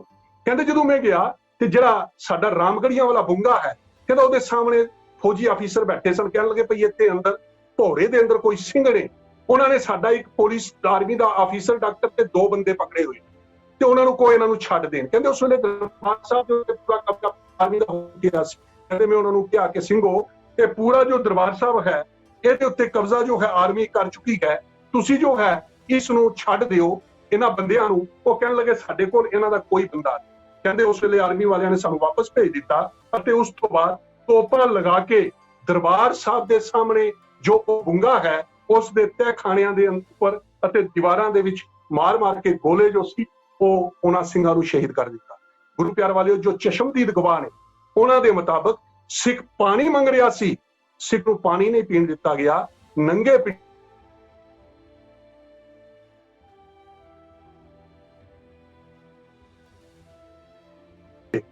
ਸਿੰਘਾਂ ਨੂੰ ਮਰਦ ਦੀ ਪ੍ਰਕਰਮਾਂ ਦੇ ਅੰਦਰ ਸੁੱਟਿਆ ਗਿਆ, ਹੱਥ ਬੰਨੇ ਗਏ। ਫੌਜੀ ਡਾਕਟਰਾਂ ਦੇ ਬਿਆਨਾਂ ਦੇ ਅਨੁਸਾਰ ਅਤੇ ਜੋ ਸਾਡੇ ਕੋਲ ਇਸ ਵੇਲੇ ਲਿਟਰੇਚਰ ਮੌਜੂਦ ਹੈ, ਮੇਰੇ ਕੋਲ ਸਮਾਂ ਨਹੀਂ, ਕਿਹੜੀ ਮੈਗਜ਼ੀਨ ਦੇ ਅੰਦਰ ਕਿਹੜੇ ਲਿਖਾਰੀ ਨੇ ਕੀ ਗੱਲਾਂ ਲਿਖੀਆਂ ਨੇ ਕਿ ਕਿਤਨਾ ਤਸ਼ੱਦਦ ਸਿੱਖਾਂ ਦੇ ਉੱਤੇ ਕੀਤਾ ਗਿਆ। ਹੱਥ ਬੰਨ ਕੇ ਨੇੜਿਓਂ ਦੀਆਂ ਗੋਲੀਆਂ ਮਾਰੀਆਂ ਗਈਆਂ। ਉਹ ਮੇਜਰ ਜਨਰਲ ਸੁਬੇਗ ਸਿੰਘ ਜਿਹੜਾ ਭਾਰਤ ਵਰਸ਼ ਦੀ ਆਜ਼ਾਦੀ ਵਾਸਤੇ 1971 ਦੀ ਜੰਗ, 1965 ਦੀ ਜੰਗ ਅਤੇ ਹੋਰ ਇੰਟਰਨਲ ਜੋ ਸਨ ਇਹਨਾਂ ਦੇ ਮਸਲਿਆਂ ਦੇ ਵਿੱਚ ਜੂਝਦਾ ਰਿਹਾ, ਉਹਨਾਂ ਦੀ ਜੋ ਮ੍ਰਿਤਕ ਦੇ ਸੀ ਉਸ ਨੂੰ ਪਕੜ ਕੇ ਬੰਨ ਕੇ ਘਸੀਟਿਆ ਗਿਆ। ਇੱਥੇ ਤੱਕ ਇੱਕ ਬਿਰਧ ਮਾਤਾ ਜਦੋਂ ਪਾਣੀ ਪੀਣ ਨੂੰ ਜਾ ਰਹੀ ਹੈ ਤੇ ਉੱਥੇ ਫੌਜੀ ਜੋ ਨੇ ਉਹਨੂੰ ਪਾਣੀ ਨਹੀਂ ਪੀਣ ਦਿੰਦੇ। कल आप कहते थे हरियाणा को पानी नहीं देना, राजस्थान को पानी नहीं देना, आज हम आपको पीने नहीं। एक तड़पदे बजुर्ग ਨੂੰ ਉਹਨਾਂ ਦੀ ਸਿੰਘਣੀ ਪਾਣੀ ਮੂੰਹ ਵਿੱਚ ਪਾਉਣ ਦਾ ਯਤਨ ਕਰਦੀ ਹੈ। ਪਾਣੀ ਕਿਹੜਾ ਹੈ ਜੋ ਗਵਾਹ ਦੱਸ ਰਹੇ ਨੇ, ਟੁੱਟੀ ਹੋਈ ਟੈਂਕੀ ਦਾ ਪਾਣੀ ਇਕੱਠਾ ਹੋਇਆ ਟੋਇਆਂ ਦੇ ਅੰਦਰ, ਉਸੇ ਦੇ ਅੰਦਰ ਸਿੰਘਾਂ ਦਾ ਖੂਨ ਹੈ। ਉਹ ਜਦੋਂ ਜੇ ਕਿਤੇ ਪਿਲਾਉਣ ਦੀ ਕੋਸ਼ਿਸ਼ ਕੀਤੀ, ਬੱਟ ਮਾਰ ਕੇ ਉਸ ਮਾਤਾ ਨੂੰ ਕੁੱਟਿਆ ਗਿਆ ਕਿ ਇਸਕੋ ਮਰਨੇ ਦੇ, ਇਸਕੋ ਪਾਣੀ ਨਹੀਂ ਦੇ। ਗਰਭਵਤੀ ਬੱਚਿਆਂ ਦੇ ਬੱਚੇ ਮਾਤਾ ਦੇ ਪੇਟ ਵਿੱਚ ਉਹਨਾਂ ਗਰਭਵਤੀ ਔਰਤਾਂ ਨੂੰ ਗੋਲੀਆਂ ਮਾਰ ਕੇ ਜੋ ਸੀ ਮਾਰ ਦਿੱਤਾ ਗਿਆ। ਬੱਚਿਆਂ ਨੂੰ ਉੱਪਰ ਸੁੱਟ ਕੇ ਥੱਲੇ ਉਹ ਗੋਲੀਆਂ ਮਾਰੀਆਂ ਗਈਆਂ। ਇਹ ਅੱਜ ਸਾਰਾ ਇਤਿਹਾਸ ਸਾਡੇ ਸਾਹਮਣੇ। ਕੱਲ ਦਾ ਸ਼ੋਰ ਹੈ, ਇੱਕ ਹੱਥ ਨਹੀਂ ਮਰ ਗਈ ਕਿ ਕਿਸੇ ਨੇ ਪਾਈਨਐਪਲ ਦੇ ਅੰਦਰ ਬਾਰੂਦ ਰੱਖਿਆ, ਪੂਰਾ ਹਿੰਦੁਸਤਾਨ ਕੁਰਲਾ ਰਿਹਾ ਹੈ ਇੱਕ ਹੱਥ ਨਹੀਂ ਦੇ ਮਰਨ ਦੇ ਉੱਤੇ। ਲੇਕਿਨ ਉੱਥੇ ਜੋ ਸਾਡੀਆਂ ਬੀਬੀਆਂ ਮਾਤਾਵਾਂ ਦੇ ਨਾਲ ਜੋ ਜ਼ੁਲਮ ਹੋਇਆ ਉਸ ਦੇ ਉੱਤੇ ਕੋਈ ਪਛਤਾਵਾ ਨਹੀਂ, ਅੱਜ ਤੱਕ ਪਛਤਾਵਾ। ਜਲਿਆਂਵਾਲੇ ਬਾਗ ਦੇ ਵਾਸਤੇ ਉੱਥੇ ਦਾ ਪ੍ਰਧਾਨ ਮੰਤਰੀ ਅੱਜ ਮਾਫੀ ਮੰਗ ਰਿਹਾ ਹੈ, ਲੇਕਿਨ ਇਹਨਾਂ ਨੂੰ ਕੋਈ ਪਛਤਾਵਾ ਨਹੀਂ। ਗੁਰੂ ਪਿਆਰ ਵਾਲਿਓ, ਇਤਨਾ ਜ਼ੁਲਮ ਜੋ ਸੀ ਦਰਬਾਰ ਸਾਹਿਬ ਦੀ ਧਰਤੀ ਦੇ ਉੱਤੇ ਕੀਤਾ। ਚਸ਼ਮਦੀਦ ਗਵਾਹਾਂ ਦੇ ਮੁਤਾਬਕ ਇੱਕ ਸ਼੍ਰੋਮਣੀ ਗੁਰਦੁਆਰਾ ਪ੍ਰਬੰਧਕ ਕਮੇਟੀ ਦੀ ਬੱਚੀ, ਇੰਪਲਾਈ ਦੀ ਬੱਚੀ ਕਹਿੰਦੀ ਸਾਡੇ ਜਦੋਂ ਰਾਤ ਨੂੰ ਟੈਂਕ ਆਏ ਅਸੀਂ ਸੋਚਿਆ ਐਂਬੂਲੈਂਸ ਆ ਗਈ ਤੇ ਕਹਿੰਦੇ ਅਨਾਉਂਸਮੈਂਟ ਹੋਈ ਭਾਈ ਬਾਹਰ ਆ ਜਾਓ ਜਿਨ੍ਹਾਂ ਨੇ ਆਉਣਾ। ਕਹਿੰਦੇ 4-5 ਨੌਜਵਾਨ ਪਾਣੀ ਵਾਸਤੇ ਨਿਕਲੇ, ਸਰੋਵਰ ਚੋਂ ਪਾਣੀ ਭਰ ਕੇ ਲਿਆਈਏ। ਕਹਿੰਦੇ ਸਵੇਰੇ ਉਹਨਾਂ ਦੀਆਂ ਲਾਸ਼ਾਂ ਸਨ। ਮੈਨੂੰ ਗ੍ਰਿਫਤਾਰ ਕਰ ਲਿਆ ਗਿਆ। ਅਸੀਂ 30-35 ਕਹਿੰਦੇ ਬੰਦੇ ਸਾਂ ਤੇ ਉਹਦੇ ਵਿੱਚੋਂ ਨੌਜਵਾਨਾਂ ਨੂੰ ਵੱਖ ਕਰਕੇ ਬੰਨ ਕੇ ਸਾਡੇ ਸਾਹਮਣੇ ਬੱਟਾਂ ਨਾਲ ਮਾਰ ਕੇ ਆਖਰ ਵਿੱਚ ਅੱਧ-ਮੋਇਆਂ ਨੂੰ ਗੋਲੀਆਂ ਮਾਰ ਕੇ ਮਾਰ ਦਿੱਤਾ। ਲਾਸ਼ਾਂ ਦਾ ਕੋਈ ਪਤਾ ਨਹੀਂ ਕਿੰਨੇ ਮਾਰੇ, ਇਹਨਾਂ ਦੇ ਨਾਲੋਂ ਤਾਂ ਗੋਰੇ ਚੰਗੇ ਸਨ। ਅੱਜ ਪਤਾ ਹੈ ਕਿ ਉਸ ਧਰਤੀ ਦੇ ਉੱਤੇ ਜੋ ਜਲਿਆਂਵਾਲੇ ਬਾਗ ਦੀ ਧਰਤੀ ਸੀ ਉੱਥੇ ਕਿੰਨੇ ਮਾਰੇ ਗਏ ਨੇ। ਗੁਰੂ ਪਿਆਰ ਵਾਲਿਓ, ਇਸ ਤਰੀਕੇ ਦੇ ਨਾਲ ਜਿਹੜੇ ਸਮੇਂ ਦੇ ਅੱਜ ਇਤਿਹਾਸ ਜੋ ਹੈ ਸਾਡੇ ਕੋਲ ਬਹੁਤ ਗੱਲਾਂ ਸਾਹਮਣੇ ਆ ਚੁੱਕੀਆਂ ਜੋ ਉਸ ਵੇਲੇ ਦੇ ਇੰਟੈਲੀਜੈਂਸ ਬਿਊਰੋ ਦੇ ਚੀਫ ਸਨ, ਉਹਨਾਂ ਨੇ ਕਿਤਾਬਾਂ ਲਿਖੀਆਂ ਨੇ, ਕੋਈ ਚਸ਼ਮਦੀਦ ਗਵਾਹਾਂ ਨੇ ਲਿਖੀਆਂ ਨੇ, ਕੁਝ ਜੋ ਪ੍ਰੈਸ ਰਿਪੋਰਟਰ ਸਨ ਉਹਨਾਂ ਨੇ ਲਿਖੀਆਂ ਨੇ। ਉਹਦੇ ਅੰਦਰ ਇਸ ਸਰਕਾਰ ਦਾ ਸਾਰਾ ਜੋ ਜ਼ੁਲਮ ਹੈ ਉਹ ਸਾਡੇ ਸਾਹਮਣੇ ਆ ਰਿਹਾ। ਲੇਕਿਨ ਆਪਰੇਸ਼ਨ ਕਿੰਨਿਆਂ ਵਾਸਤੇ ਸੀ? ਡੀਸੀ ਗੁਰਦੇਵ ਸਿੰਘ ਜੀ ਨੇ ਕੇਵਲ 47 ਬੰਦਿਆਂ ਦੀ ਲਿਸਟ ਭਾਨ ਸਿੰਘ ਸਕੱਤਰ ਦੇ ਰਾਹੀਂ ਭੇਜੀ ਸੀ ਸ਼੍ਰੋਮਣੀ ਗੁਰਦੁਆਰਾ ਪ੍ਰਬੰਧਕ ਕਮੇਟੀ ਨੂੰ। ਇਹ 47 ਬੰਦੇ ਚਾਹੀਦੇ ਨੇ, ਉਹਦੇ ਚ ਸੰਤਾਂ ਦਾ ਨਾਂ ਨਹੀਂ ਸੀ। ਇੱਕ ਨਾਂ ਉਹ ਮਿਲਾ ਲਓ, 48 ਹੋ ਗਈ। ਉਹਦੇ ਵਿੱਚੋਂ ਸਰਕਾਰ ਨੇ ਖੁਦ ਮੰਨਿਆ 10 ਜੋਨੇ ਮੁਕਾਬਲਿਆਂ ਚ ਮਾਰੇ ਗਏ, ਬਾਕੀ 10 ਜੋਨੇ ਵਦਾਵਾ ਸਿੰਘ ਤੇ ਬਾਕੀ ਵਾਲੇ ਉਹ ਪਾਕਿਸਤਾਨ ਚਲੇ ਗਏ ਨੇ। ਪਿੱਛੇ 27 ਬੰਦੇ ਬਚਦੇ ਸੀ, ਜਿਹੜੇ 27 ਵਾਂਟਿਡ ਬੰਦੇ ਸਨ। ਇੱਕ ਪਾਸੇ ਅਸੀਂ ਦੇਖਦੇ ਹਾਂ ਕਿ ਮੁਫਤੀ ਮੁਹੰਮਦ ਸੈਯਦ ਦੀ ਬੇਟੀ ਨੂੰ ਛੱਡਣ ਵਾਸਤੇ ਸੇਫ ਪੈਸੇਜ ਮਿਲੀਟੈਂਟਾਂ ਨੂੰ ਦਿੱਤਾ ਜਾ ਰਿਹਾ ਜੰਮੂ ਕਸ਼ਮੀਰ ਦੇ ਅੰਦਰ। ਹਜ਼ਰਤ ਬਲ ਦੇ ਅੰਦਰ ਮਿਲੀਟੈਂਟ ਫਸੇ ਨੇ, ਉਹਨਾਂ ਨੂੰ ਸੇਫ ਪੈਸੇਜ ਦਿੱਤਾ ਜਾ ਰਿਹਾ। ਹਾਈ ਕੋਰਟ ਦੇ ਆਰਡਰ ਮੁਤਾਬਕ ਉਹਨਾਂ ਨੂੰ ਜੋ ਹੈ ਮੀਟ ਵਾਲੀ ਰੋਟੀ ਦਿੱਤੀ ਜਾ ਰਹੀ ਹੈ। ਕੁਝ ਯਾਤਰੀਆਂ ਨੂੰ ਬਚਾਉਣ ਵਾਸਤੇ ਕੰਧਾਰ ਤੱਕ ਜਾ ਕੇ ਆਤੰਕਵਾਦੀ ਇੱਥੇ ਦਾ ਡਿਫੈਂਸ ਮਿਨਿਸਟਰ ਸਾਡਾ ਤੇ ਨਾਲ ਜੋ ਸਨ ਵੱਡੇ ਇੰਟੈਲੀਜੈਂਸ ਆਫੀਸਰ ਜਾ ਕੇ ਛੱਡਦੇ ਨੇ। ਲੇਕਿਨ ਦਰਬਾਰ ਸਾਹਿਬ ਦੇ ਉੱਤੇ ਇਹ ਜ਼ੁਲਮ ਕਰਨ ਵੇਲੇ ਸੋਚਿਆ ਤੱਕ ਨਹੀਂ ਗਿਆ ਕਿ ਇਸ ਮਾਰਸ਼ਲ ਕੌਮ ਨੂੰ। ਇਹਦੇ ਪਿੱਛੇ ਕਾਰਨ ਉਹ ਇਹ ਦੱਸੇ ਜਾ ਰਹੇ ਨੇ ਕਿ ਪਹਿਲਾ ਕਾਰਨ ਸੀ ਕਿ ਇੰਦਰਾ ਗਾਂਧੀ ਹਿੰਦੂ ਪੱਤਾ ਖੇਡ ਕੇ ਹਿੰਦੂਆਂ ਨੂੰ ਨਾਲ ਲਾ ਕੇ ਲੰਬੇ ਚਿਰ ਵਾਸਤੇ ਆਪਣੇ ਪਰਿਵਾਰ ਦਾ ਰਾਜ ਪਾਕ ਕਾਇਮ ਰੱਖਣਾ ਚਾਹੁੰਦੀ ਸੀ, ਜਿਹੜਾ ਉਹ ਹੋ ਨਹੀਂ ਸਕਿਆ ਬੋਫੋਰਸ ਕਾਂਡ ਦੀ ਵਜ੍ਹਾ ਨਾਲ। ਦੂਜਾ, ਉਹ ਐਮਰਜੈਂਸੀ ਦੇ ਕਾਰਨ ਸਿੱਖਾਂ ਤੋਂ ਆਪਣਾ ਬਦਲਾ ਲੈਣਾ ਚਾਹੁੰਦੀ ਸੀ, ਜਿਹੜਾ ਉਸਨੇ ਬੜਾ ਜ਼ੁਲਮ ਜੋ ਸੀ ਉਹ ਸਿੱਖਾਂ ਦੇ ਉੱਤੇ ਕੀਤਾ। ਪਰ ਗੁਰੂ ਪਿਆਰ ਵਾਲਿਓ, ਸਿੱਖਾਂ ਨੇ ਵੀ ਦਰਬਾਰ ਸਾਹਿਬ ਦੇ ਉੱਤੇ ਚੜ ਕੇ ਆਏ ਹੋਏ ਦੀ, ਜਿਵੇਂ ਆਪ ਜੀ ਸਰਵਣ ਕਰ ਰਹੇ ਸੀ ਵੀਰ ਅਜੀਤ ਸਿੰਘ ਜੀ ਤੋਂ, ਕਦੀ ਬਖਸ਼ਿਆ ਨਹੀਂ। ਕਿ ਸਿੱਖ ਨੇ ਹਮੇਸ਼ਾ ਇੱਕੋ ਗੱਲ ਕਹੀ, ਹਰ ਮੰਦਰ ਨੂੰ ਢਾਉਣ ਵਾਲਿਓ ਕਿ ਜ਼ੁਲਮ ਤੁਸਾਂ ਨੇ ਕਰਿਆ ਹੈ। ਗੁਰ ਅਰਜਨ ਤੇ ਗੁਰ ਹਰਗੋਬਿੰਦ ਦੀ ਛਾਤੀ ਤੇ ਪੱਥਰ ਧਰਿਆ ਹੈ, ਤਾਂ ਸੁੱਖਾ ਸਿੰਘ ਮਹਿਤਾਬ ਸਿੰਘ ਜਿਉਂਦਾ ਹੈ ਕਦੋਂ ਮਰਿਆ ਹੈ। ਸਾਡੇ ਸ਼ਹੀਦਾਂ ਨੇ ਸਾਨੂੰ ਇਹ ਫਰਮਾਇਆ ਹੈ, ਤਨ ਭਾਗ ਸਾਡੇ ਸ਼ਰੀਰ ਧਰਮ ਦੇ ਲੇਖੇ ਆਇਆ ਹੈ। ਜੇ ਫਿਰ ਹਰ ਮੰਦਰ ਤੇ ਭੀੜ ਬਣੀ, ਸਿੰਘੋ ਤੁਸੀਂ ਸਾਨੂੰ ਅਜਮਾ ਲੈਣਾ, ਅਸੀਂ ਪਰਕਰਮਾਂ ਵਿੱਚ ਸੁੱਤੇ ਆ, ਸਾਨੂੰ ਠੋਕਰ ਮਾਰ ਜਗਾ। ਗੁਰੂ ਪਿਆਰ ਵਾਲਿਓ, ਸਿੱਖਾਂ ਨੇ ਜਿਸ ਨੇ ਵੀ ਦਰਬਾਰ ਸਾਹਿਬ ਦੇ ਉੱਤੇ ਹਮਲਾ ਕੀਤਾ ਉਹਨੂੰ ਇੱਕ ਜ਼ਰੂਰ ਸੁਨੇਹਾ ਦਿੱਤਾ, ਅੰਮ੍ਰਿਤ ਵਿੱਚੋਂ ਫੌਲਾਦ ਦੇ ਘੁੱਟ ਭਰ ਕੇ ਅਸੀਂ ਹੋਣੀ ਦੇ ਪਣਿਆਂ ਨੂੰ ਪਾੜਦੇ ਰਹੇ। ਅਸੀਂ ਪਿੱਠ ਤੇ ਕਦੀ ਨਹੀਂ ਵਾਰ ਕੀਤਾ, ਕਿੰਦ ਨੂੰ ਜਿੰਦ ਨੂੰ ਉਬਲਦੀ ਦੇਗ ਵਿੱਚ ਕਾੜਦੇ ਰਹੇ। ਅਸੀਂ ਪਿੱਠ ਤੇ ਕਦੀ ਨਹੀਂ ਵਾਰ ਕੀਤਾ, ਵਿਨ ਕੇ ਛਾਤੀਆਂ ਜ਼ਾਲਮ ਨੂੰ ਮਾਰਦੇ ਰਹੇ। ਜਿਨੇ ਹਰਮੰਦਰ ਵੱਲ ਅੱਖ ਕੀਤੀ, ਉਹਨੂੰ ਤੁਰਦੀ ਗੱਡੀ ਅਸੀਂ ਚਾੜਦੇ। ਗੱਲ ਵੱਖਰੀ ਸੀ, ਇਤਨੇ ਜ਼ੁਲਮ ਨੂੰ ਦੇਖ ਕੇ ਸਿੱਖ ਕਹਿ ਰਿਹਾ ਸੀ, ਹਰਮੰਦਰ ਦੇ ਮੰਦਰ ਅੰਦਰ ਫੇਰ ਦੇਗ ਵਿੱਚ ਬਹਿ ਗਈ ਸਿੱਖੀ, ਤਤੀਆਂ ਤਵੀਆਂ ਉੱਤੇ ਬਹਿ ਕੇ ਸੱਟ ਜ਼ਬਰ ਦੀ ਸਹਿ ਗਈ ਸਿੱਖੀ। ਅੱਜ ਗਲਾਂ ਵਿੱਚ ਟਾਇਰ ਪਵਾ ਕੇ ਜ਼ਾਲਮ ਨੂੰ ਕੁਝ ਕਹਿ ਗਈ ਸਿੱਖੀ। ਮੇਰੇ ਦੇਸ਼ ਦੀ ਵਾੜ ਦੇ ਕੋਲੋਂ ਹੰਝੂ ਹਾਵੇ ਰਹਿ ਗਈ ਸਿੱਖੀ। ਭਲਾ ਸਰਬਤ ਦਾ ਮੰਗਣ ਵਾਲਾ ਅੱਤਵਾਦੀ ਕਦੀ ਹੋ ਨਹੀਂ ਸਕਦਾ, ਹਿੰਦ ਦਾ ਧਰਮ ਬਚਾਉਣ ਵਾਲਾ ਖੂਨ ਹਿੰਦ ਦਾ ਚੋ ਨਹੀਂ ਸਕਦਾ। ਸਿੱਖ ਕਹਿ ਰਿਹਾ ਸੀ, ਮੈਂ ਅੱਤਵਾਦੀ ਨਹੀਂ, ਮੈਂ ਦੇਸ਼ ਧਰੋਹੀ ਨਹੀਂ, ਮੈਂ ਵੱਖਵਾਦੀ ਨਹੀਂ। ਲੇਕਿਨ ਜ਼ਾਲਮ ਜੋ ਸੀ ਉਹ ਕੇਵਲ ਤੇ ਕੇਵਲ ਇੱਕੋ ਗੱਲ ਤੇ ਅੜਿਆ ਸੀ ਕਿ ਸਿੱਖਾਂ ਦੀ ਮਾਨਸਿਕਤਾ ਦੇ ਅੰਦਰ ਇਹ ਭਰ ਦੇਣਾ ਹੈ ਕਿ ਸਮਾਂ ਬਦਲ ਚੁੱਕਿਆ ਹੈ। ਸਿੱਖਾਂ ਦੀ ਮਾਨਸਿਕਤਾ ਦੇ ਅੰਦਰ ਇਹ ਭਰ ਦੇਣਾ ਹੈ ਕਿ ਤੁਸੀਂ ਗੁਲਾਮ ਰਹੋਗੇ। ਉਹ ਆਪਣਾ ਕਾਰਾ ਕਰ ਰਹੇ ਸਨ, ਉਹ ਗੰਗੂ ਦਾ, ਚੰਦੂ ਦਾ, ਜੱਸੂ ਦਾ, ਲੱਖੂ ਦਾ ਉਹ ਆਪਣਾ ਕਿਰਦਾਰ ਨਿਭਾ ਰਹੇ ਸਨ। ਪਰ ਦੂਜੇ ਪਾਸੇ ਗੁਰੂ ਕਾ ਸਿੰਘ ਸਾਬਤ ਕਰ ਰਿਹਾ ਸੀ ਕਿ ਗੁਰੂ ਕਲਗੀਧਰ ਦੇ ਸਿੰਘਾਂ ਦੀਆਂ ਰਗਾਂ ਦੇ ਅੰਦਰੋਂ ਗੁਰੂ ਕਲਗੀਧਰ ਦਾ ਖੂਨ ਕਦੀ ਜੋ ਖਤਮ ਨਹੀਂ ਹੋ ਸਕਦਾ। ਉਹ ਆਵਾਜ਼ ਮਾਰ ਕੇ ਉਹਨੂੰ ਕਹਿ ਰਹੇ ਸਨ ਕਿ ਭਾਈ ਤੁਸੀਂ ਜਿਹੜਾ ਸਾਡੇ ਉੱਤੇ ਜ਼ੁਲਮ ਕਰ ਰਹੇ ਹੋ, ਅਸੀਂ ਜਿੰਨੇ ਵੀ ਜ਼ੁਲਮ ਇਸ ਧਰਤੀ ਦੇ ਉੱਤੇ, ਇਸ ਭਾਰਤ ਵਰਸ਼ ਦੀ ਧਰਤੀ ਦੇ ਉੱਤੇ ਹੋਏ ਨੇ, ਉਹਨਾਂ ਦੇ ਸਾਹਮਣੇ ਜੇ ਕਦੇ ਕੋਈ ਹਿੱਕ ਡਾ ਕੇ ਖਲੋਤਾ ਹੈ, ਉਹ ਕੇਵਲ ਤੇ ਕੇਵਲ ਗੁਰੂ ਕਾ ਖਾਲਸਾ ਖਲੋਤਾ ਹੈ। ਅਤੇ ਉਹਨਾਂ ਨੂੰ ਇੱਕ ਸੁਨੇਹਾ ਦਿੱਤਾ ਜਾ ਰਿਹਾ ਸੀ ਕਿ ਇੱਕ ਗੱਲ ਚੇਤੇ ਰੱਖਿਓ, ਤੁਸੀਂ ਜਿੰਨਾ ਮਰਜ਼ੀ ਜ਼ੁਲਮ ਕਰ ਲਓ, ਲੇਕਿਨ ਕਦੀ ਇਹ ਨਹੀਂ ਹੋ ਸਕਦਾ ਕਿ ਸਿੱਖ ਕੌਮ ਜੋ ਹੈ ਤੁਹਾਡੀ ਗੁਲਾਮ ਬਣ ਕੇ ਰਵੇ। ਇਹ ਕਦੀ ਨਹੀਂ ਹੋਵੇਗਾ। ਗੁਰੂ ਕੇ ਸਿੰਘਾਂ ਨੇ ਜੋ ਸੀ ਉਹ ਫਿਰ ਦੋ ਸੁੱਖੇ ਸਿੰਘ ਮਹਿਤਾਬ ਸਿੰਘ ਬਣ ਕੇ ਸਮੇਂ ਦੀ ਜੋ ਹਾਕਮ ਸੀ, ਜ਼ਾਲਮ ਸਰਕਾਰ ਸੀ, ਉਸ ਨੂੰ ਜੋ ਸੀ ਗੁਰੂ ਕੇ ਸਿੰਘਾਂ ਨੇ ਜਾ ਕੇ ਸਬਕ ਸਿਖਾਇਆ।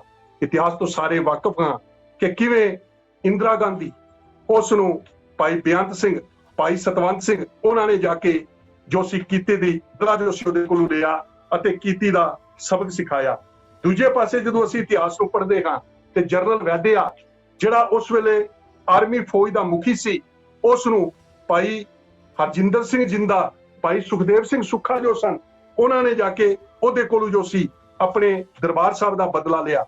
ਭਾਈ ਨਿਰਮਲ ਸਿੰਘ ਜੀ ਨਿੰਮਾ, ਉਹਨਾਂ ਦੇ ਨਾਲ ਇੱਕ ਦਿਨ ਮੈਂ ਵਿਚਾਰ ਕਰ ਰਿਹਾ ਸੀ, ਜਦੋਂ ਅਚਾਨਕ ਉਹਨਾਂ ਦੇ ਨਾਲ ਮੁਲਾਕਾਤ ਹੋਈ।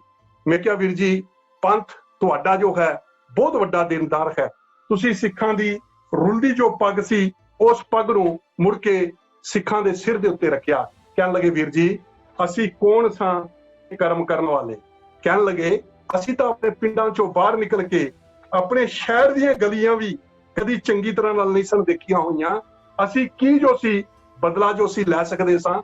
ਕਹਿਣ ਲੱਗਾ, ਇਹ ਗੁਰੂ ਪਾਤਸ਼ਾਹ ਨੇ ਸਾਡੇ ਕੋਲੋਂ ਸੇਵਾ ਲਈ ਹੈ, ਅਸੀਂ ਨਹੀਂ ਸਾਂ ਕੁਝ ਕਰ ਸਕਦੇ।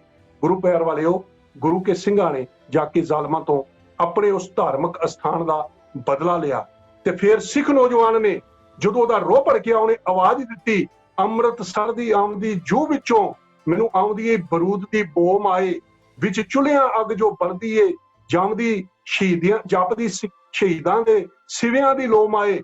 ਅਰਦਾਸ ਕਰੀ ਨਿਸ਼ਾਨੇ ਨੂੰ ਸਰ ਕਰ ਲਾਂ, ਚੁੱਗੇ ਦੁੱਧ ਦੀ ਰੱਖ ਲਾਂ ਲਾਜ ਮਾਏ, ਨਾਲ ਗੋਲੀਆਂ ਹਰਮੰਦਰ ਦੀ ਹਿੱਕ ਵਿੰਨੀ, ਤਈਓ ਮਾਰੀ ਕੌਮ ਨੇ ਆਵਾਜ਼ ਮਾਈ। ਗੁਰੂ ਪਿਆਰ ਵਾਲਿਓ, ਗੁਰੂ ਕੇ ਸਿੰਘਾਂ ਨੇ ਘੱਟ ਨਹੀਂ ਗੁਜ਼ਾਰੀ। ਨੌਜਵਾਨਾਂ ਨੇ ਉਸ ਤੋਂ ਬਾਅਦ ਵੀ 10 ਸਾਲ ਇਤਨੇ ਵੱਡੇ ਦੇਸ਼ ਦੇ ਨਾਲ, ਜਿਹੜਾ ਦੇਸ਼ ਦੁਨੀਆ ਦੀ ਚੌਥੀ ਵੱਡੀ ਫੌਜ ਖਵਾਉਂਦਾ ਹੈ, 84 ਤੋਂ ਲੈ ਕੇ 92 93 ਤੱਕ ਇੱਕ ਬਹੁਤ ਵੱਡਾ ਘੋਲ ਜੋ ਸੀ ਇਸ ਦੇਸ਼ ਦੇ ਨਾਲ ਲਾਇਆ। ਕੋਈ ਪੁੱਛ ਰਿਹਾ ਸੀ ਸਿੱਖਾਂ ਨੂੰ ਲੱਭਿਆ ਕੀ? ਮੈਂ ਕਿਹਾ, ਸਿੱਖਾਂ ਨੇ ਮੰਤਰੀ ਸੰਤਰੀ ਤੋਂ ਲੈ ਕੇ ਪ੍ਰਧਾਨ ਮੰਤਰੀ ਨਹੀਂ ਛੱਡਿਆ ਜਿਹੜਾ ਜ਼ਿੰਮੇਵਾਰ ਸੀ। ਇਸ ਤੋਂ ਵੱਧ ਕੇ ਹੋਰ ਕਿਹੜੀ ਗੱਲ ਸੀ? ਆਇਡੈਂਟੀਟੀ ਸਿੱਖਾਂ ਨੂੰ ਮਿਲ ਗਈ ਕਿ ਸਿੱਖਾਂ ਦੇ ਨਾਲ ਜਿਹੜਾ ਜ਼ੁਲਮ ਕਰਦਾ ਹੈ, ਸਿੱਖ ਕਦੀ ਵੀ ਉਸ ਨੂੰ ਬਰਦਾਸ਼ਤ ਨਹੀਂ ਕਰਦਾ, ਕਦੀ ਉਸ ਨੂੰ ਛੱਡਦਾ ਨਹੀਂ। ਪਰ ਇੱਕ ਅਫਸੋਸ ਹੈ, ਪੀਣਾ ਅੰਮ੍ਰਿਤ ਜਿਨ੍ਹਾਂ ਨੂੰ ਚਾਹੀਦਾ ਸੀ, ਲਹੂ ਕੌਮ ਦਾ ਅੱਜ ਉਹ ਪੀ ਰਹੇ ਨੇ। ਜੀਵਨ ਜੋਗੇ ਸਨ ਜਿਹੜੇ ਉਹ ਮਰ ਗਏ ਨੇ, ਮਰਨ ਜੋਗੇ ਸਨ ਜਿਹੜੇ ਉਹ ਜੀ ਰਹੇ। ਗੁਰੂ ਪਿਆਰ ਵਾਲਿਓ, ਕਿ ਜਿਨ੍ਹਾਂ ਨੇ ਕੌਮ ਨੂੰ ਬਹੁਤ ਵੱਡੀਆਂ ਧਾਰਸਾਂ ਤੇ ਉਮੀਦਾਂ ਦਿੱਤੀਆਂ ਸਨ, ਪਹਿਲੇ ਜਥੇ ਲੈ ਕੇ ਗਏ ਸਨ, ਉਹਨਾਂ ਨੇ ਸਿੱਖ ਨੌਜਵਾਨਾਂ ਦੀਆਂ ਲਾਸ਼ਾਂ ਦੇ ਉੱਤੇ, ਦਰਬਾਰ ਸਾਹਿਬ ਦੇ ਉੱਤੇ ਜੋ ਸੀ ਆਪਣੀਆਂ ਕੁਰਸੀਆਂ ਰੱਖ ਲਈਆਂ। ਗੁਰੂ ਪਿਆਰ ਵਾਲਿਓ, ਹਾਲਾਂਕਿ ਬਰੂਦ ਦੀ ਮੁਸ਼ਕ ਦਰਬਾਰ ਸਾਹਿਬ ਦੀਆਂ ਪਰਿਕਰਮਾ ਚੋਂ ਨਹੀਂ ਸੀ ਹਟੀ, ਹਾਲਾਂਕਿ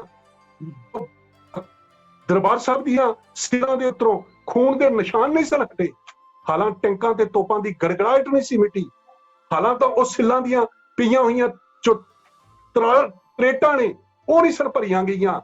ਸਿੱਖ ਕੌਮ ਜੋ ਸੀ, ਸਾਡੇ ਆਗੂਆਂ ਨੇ ਨੌਜਵਾਨਾਂ ਦੇ ਕੀਤੇ ਹੋਏ ਇੰਨੇ ਵੱਡੇ ਪਰਉਪਕਾਰ, ਆਪਣੇ ਘਰ ਘਾਟ ਛੱਡ ਕੇ ਕੀਤੀਆਂ ਹੋਈਆਂ ਕੁਰਬਾਨੀਆਂ ਸਾਰੀਆਂ ਨੂੰ ਵਿਸਾਰ ਕੇ ਸਾਡੇ ਕੁਝ ਕੁ ਆਗੂਆਂ ਨੇ ਕੌਮ ਨੂੰ ਜੋ ਸੀ ਉਹ ਸਹੀ ਸੇਧ ਨਹੀਂ ਦਿੱਤੀ। ਉਲਟਾ ਜੋ ਜ਼ਾਲਮ ਤੇ ਜ਼ਿੰਮੇਵਾਰ ਲੋਕੀ ਸਨ, ਸਿੱਖ ਨੌਜਵਾਨਾਂ ਦੇ ਕਾਤਲ ਸਨ, ਉਹਨਾਂ ਨੂੰ ਵੱਡੀਆਂ ਵੱਡੀਆਂ ਕੁਰਸੀਆਂ ਦੇ ਉੱਤੇ ਬਿਠਾ ਦਿੱਤਾ।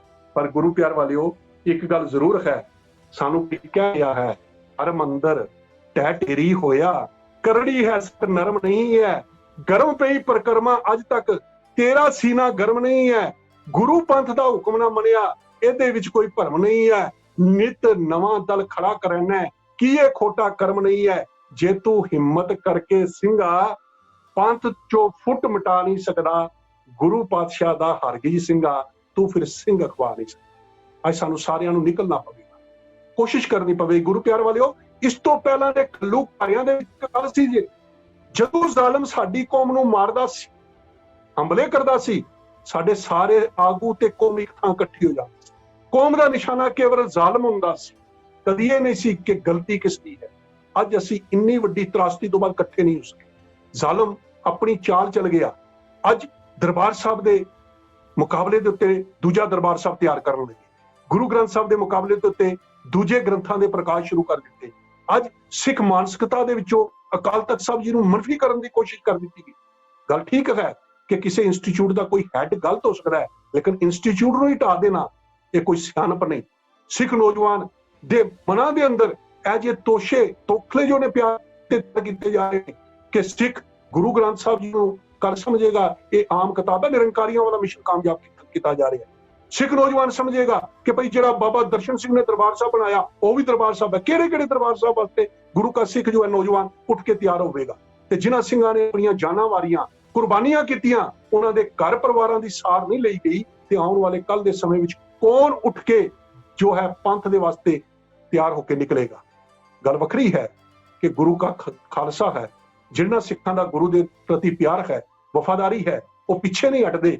ਇੱਕ ਜੇਲ੍ਹ ਦੇ ਅੰਦਰ ਜਿਹੜੇ ਉੱਥੋਂ ਪਕੜ ਕੇ ਲੈ ਗਏ ਨਾ, ਕਹਿੰਦੇ ਨੇ ਇੱਕ ਸਿੱਖ ਹੈ ਸਾਦੇ ਕੱਪੜੇ ਪਾਏ ਹੋਏ, ਚਸ਼ਮਦੀਦ ਲਿਖਦਾ ਮੈਂ ਵੀ ਉੱਥੇ ਬੰਦ ਸੀ, ਕਹਿੰਦਾ ਉਹ ਜਦੋਂ ਜੇਲ੍ਹ ਦੇ ਅੰਦਰ ਛੋਲੇ ਦਿੰਦੇ ਨੇ ਨਾ, ਇੱਕ ਇੱਕ ਛੋਲੇ ਦਾ ਦਾਣਾ ਮੂੰਹ ਚ ਪਾਵੇ, ਪੂਰਾ ਦਿਨ ਕੁਝ ਗੁੰਗਣਾਉਂਦਾ ਚਲੇ। ਕਹਿੰਦਾ ਮੈਂ ਸੋਚਿਆ, ਮੈਂ ਯਾਤਰੀ ਸੀ, ਮੈਂ ਵੀ ਪਕੜਿਆ ਗਿਆ ਸੀ, ਮੈਂ ਸੋਚਿਆ ਸਿੰਘ ਜੋ ਸਨ ਸੰਤਾਂ ਦੇ ਨਾਲ ਦੇ, ਉਹ ਬੜਾ ਜੋ ਸਨ ਸਿਮਰਨ ਕਰਦੇ ਨੇ, ਕੋਈ ਸਿਮਰਨ ਕਰਦਾ ਹੋਵੇ। ਕਹਿੰਦੇ ਜਦੋਂ ਮੈਂ ਉਹਦੇ ਕੋਲ ਗਿਆ ਨਾ, ਆਸਤਾ ਆਸਤਾ ਕਰਕੇ ਇੱਕ ਦਿਨ ਨੰਗੇ ਪੈਰ ਆਸਤਾ ਆਸਤਾ ਵੀ ਦੇਖਾ ਕੀ ਪੜਦਾ, ਕਿਹੜਾ ਸਿਮਰਨ ਕਰਦਾ। ਕਹਿੰਦਾ ਜਦੋਂ ਮੈਂ ਉਹਦੇ ਕੋਲ ਗਿਆ ਨਾ, ਉਹ ਕਹਿੰਦਾ ਸੀ ਨਹੀਂ ਬਚ ਸਕਦੀ, ਮਾਰੀ ਜਾਵੇਗੀ, ਨਹੀਂ ਬਚ ਸਕਦੀ, ਮਾਰੀ ਜਾਵੇਗੀ।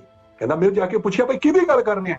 ਕਹਿਣ ਲੱਗਾ ਉਹ ਜਿਹਨੇ ਦਰਬਾਰ ਸਾਹਿਬ ਦੇ ਉੱਤੇ, ਗੁਰੂ ਘਰ ਦੇ ਉੱਤੇ ਹਮਲਾ ਕੀਤਾ, ਇੰਦਰਾ ਗਾਂਧੀ ਨਹੀਂ ਬਚ ਸਕਦੀ। ਮੈਂ ਉਹਨੂੰ ਕਿਹਾ ਕਿ ਮੂਰਖਾਂ ਦੀ ਗੱਲ ਕਰਦਾ, ਉਹਨੂੰ ਕੌਣ ਮਾਰੇਗਾ, ਕਿੱਥੇ ਮਾਰੇਗਾ? ਕਹਿਣ ਲੱਗਾ ਤੂੰ ਪੜਿਆ ਲਿਖਿਆ ਹੈ ਨਾ, 4 ਕਿਤਾਬਾਂ ਪੜ੍ਹੀਆਂ, ਤੂੰ ਸੋਚਦਾ ਨਹੀਂ ਮਾਰੀ ਜਾ ਸਕਦੀ। ਤੇ ਕਹਿਣ ਲੱਗਾ ਜ਼ਰੂਰ ਮਰੇਗੀ, ਜ਼ਰੂਰ ਮਰੇਗੀ। ਕਹਿਣ ਲੱਗਾ ਮੈਂ ਸੋਚਿਆ ਕੈਸੇ ਲੋਕੀ ਨੇ, ਹਾਲਾਂ ਵੀ ਕਹਿੰਦੇ ਨੇ, ਮੈਂ ਕਹਿੰਦਾ ਰਹਾਂਗਾ ਮਰ ਜਾਏਗੀ, ਸ਼ਰਾਪ ਲੱਗ ਜਾਏਗਾ, ਮਰ ਜਾਏਗੀ, ਲੇਕਿਨ ਨਹੀਂ, ਸੱਚ ਹੋਇਆ ਹੈ। ਸੱਚ ਹੋ ਕੇ ਗੱਲਾਂ ਸਾਹਮਣੇ ਆਈਆਂ ਨੇ। ਗੁਰੂ ਪਿਆਰ ਵਾਲਿਓ, ਆਓ ਕੋਸ਼ਿਸ਼ ਕਰੀਏ। ਕਹਿੰਦੇ ਨੇ ਜਦੋਂ ਭਾਈ ਸੁਬੇਗ ਸਿੰਘ ਜੀ ਦੇ ਮਾਤਾ ਜੀ ਜਦੋਂ ਅਕਾਲ ਤਖ਼ਤ ਸਾਹਿਬ ਦੀ ਸੇਵਾ ਹੋ ਰਹੀ ਸੀ, ਤਸਲੇ ਦੇ ਵਿੱਚ 90 ਸਾਲ ਉਮਰ ਸੀ, ਕੁਝ ਇੱਟਾਂ ਦੇ ਟੋਟੇ ਪਾ ਰਹੇ ਸਨ। ਪੱਤਰਕਾਰ ਪੁੱਛਦਾ ਹੈ, ਕਹਿੰਦਾ ਮਾਤਾ ਜੀ, ਪਛਾਣ ਗਿਆ ਉਹਨਾਂ ਨੂੰ, ਕਹਿੰਦਾ ਮਾਤਾ ਜੀ ਬੜਾ ਸੋਹਣਾ ਸੀ ਨਾ ਦਰਬਾਰ ਸਾਹਿਬ। ਤੇ ਅੱਗੋਂ ਉਸ ਮਾਤਾ ਦਾ ਜਵਾਬ ਸੀ, ਦਰਬਾਰ ਸਾਹਿਬ, ਅਕਾਲ ਤਖ਼ਤ ਸਾਹਿਬ ਪਹਿਲਾਂ ਵੀ ਸੋਹਣਾ ਸੀ, ਅੱਜ ਵੀ ਸੋਹਣਾ ਹੈ। ਸਾਡੇ ਵਾਸਤੇ ਜਿਸਲੇ ਮੱਸਾ ਰੰਗਣ ਬੈਠਾ ਸੀ, ਉਸ ਵੇਲੇ ਵੀ ਦਰਬਾਰ ਸਾਹਿਬ ਸੀ, ਅੱਜ ਵੀ ਦਰਬਾਰ ਸਾਹਿਬ ਹੈ। ਦਰਬਾਰ ਸਾਹਿਬ ਢਾਉਣ ਵਾਲੇ ਕਿੱਥੇ ਨੇ, ਇਹਨਾਂ ਦਾ ਜਾ ਕੇ ਪਤਾ ਕਰ। ਗੁਰੂ ਪਿਆਰ ਵਾਲਿਓ, ਸਮਾਂ ਹੋ ਗਿਆ ਹੈ, ਬਹੁਤ ਲੰਬਾ ਇਤਿਹਾਸ, ਜਿੰਨੀ ਗੱਲ ਮੈਂ ਕਰਨਾ ਚਾਹੁੰਦਾ ਸੀ ਕਰ ਨਹੀਂ ਸਕਿਆ। ਮੈਂ ਕੋਈ ਹਵਾਲੇ ਕਿਤਾਬਾਂ ਦੇ ਨਹੀਂ ਦੇ ਸਕਿਆ, ਮੈਂ ਉਹਨਾਂ ਲੋਕਾਂ ਦੇ ਹਵਾਲੇ ਨਹੀਂ ਦੇ ਸਕਿਆ ਜਿਨ੍ਹਾਂ ਲੋਕਾਂ ਨੇ ਦੱਸਿਆ ਕਿ ਕਿਸ ਕਿਸਮ ਦੀਆਂ ਸਾਜ਼ਿਸ਼ਾਂ ਸਨ। ਰਸ਼ੀਆ ਇਨਵੋਲਵ ਸੀ, ਬਰਤਾਨੀਆ ਇਨਵੋਲਵ ਸੀ। ਸਮਾਂ ਪੂਰਾ ਹੋ ਗਿਆ ਹੈ। ਅੰਤ ਦੇ ਵਿੱਚ ਇੱਕ ਗੱਲ ਕਹਿ ਕੇ, ਬਿਰਥਾ ਨਹੀਂ ਸ਼ਹੀਦਾਂ ਦਾ ਖੂਨ ਜਾਂਦਾ, ਜਦੋਂ ਡੁੱਲਦਾ ਜੁਗ ਪਲਟਾ ਦਿੰਦਾ। ਇਹ ਖੂਨ ਬਰੂਦ ਦੀ ਚਿਣਕ ਬਣ ਕੇ ਸੀਨੇ ਜਜ਼ਬਿਆਂ ਦੇ ਲਾਂਬੂ ਲਾ ਦਿੰਦਾ, ਕਿਤੇ ਚੜੇ ਤੂਫਾਨਾਂ ਨੂੰ ਸ਼ਾਂਤ ਕਰਦਾ, ਕਿਤੇ ਇਹ ਭੁਚਾਲ ਲਿਆ ਦਿੰਦਾ। ਇਹ ਖੂਨ ਮਨੁੱਖਤਾ ਲਈ ਟੀਕਾ, ਮੁਰਦਾ ਜਿਸਮਾਂ ਵਿੱਚ ਰੂਹਾਂ ਪਾ ਦਿੰਦਾ। ਜਿਹਦੇ ਵਿੱਚ ਕੁਰਬਾਨੀ ਦੀ ਚਿਣਕ ਹੋਵੇ, ਉਹ ਕੌਮ ਗੁਲਾਮ ਨਹੀਂ ਰਹਿ ਸਕਦੀ, ਜ਼ਾਲਮ ਰਾਜ ਵੀ ਸਦਾ ਨਹੀਂ ਕਾਇਮ ਰਹਿੰਦੇ। ਇਸ ਤੋਂ ਵੱਧ ਕੇ ਜ਼ਬਾਨ ਨਹੀਂ ਕਹਿ ਸਕਦੀ। ਜਿਹਦੇ ਵਿੱਚ ਕੁਰਬਾਨੀ ਦੀ ਚਿਣਕ ਹੋਵੇ, ਉਹ ਕੌਮ ਗੁਲਾਮ ਨਹੀਂ ਰਹਿ ਸਕਦੀ, ਜ਼ਾਲਮ ਰਾਜ ਵੀ ਸਦਾ ਨਹੀਂ ਕਾਇਮ ਰਹਿੰਦੇ। ਇਸ ਤੋਂ ਵੱਧ ਕੇ ਜ਼ਬਾਨ ਨਹੀਂ ਕਹਿ ਸਕਦੀ। ਕੋਈ ਬਾਤ ਘੱਟ ਲਈ ਖਿਮਾ ਕਰਨੀ ਜੀ। ਵਾਹਿਗੁਰੂ ਜੀ ਕਾ ਖਾਲਸਾ, ਵਾਹਿਗੁਰੂ ਜੀ ਕੀ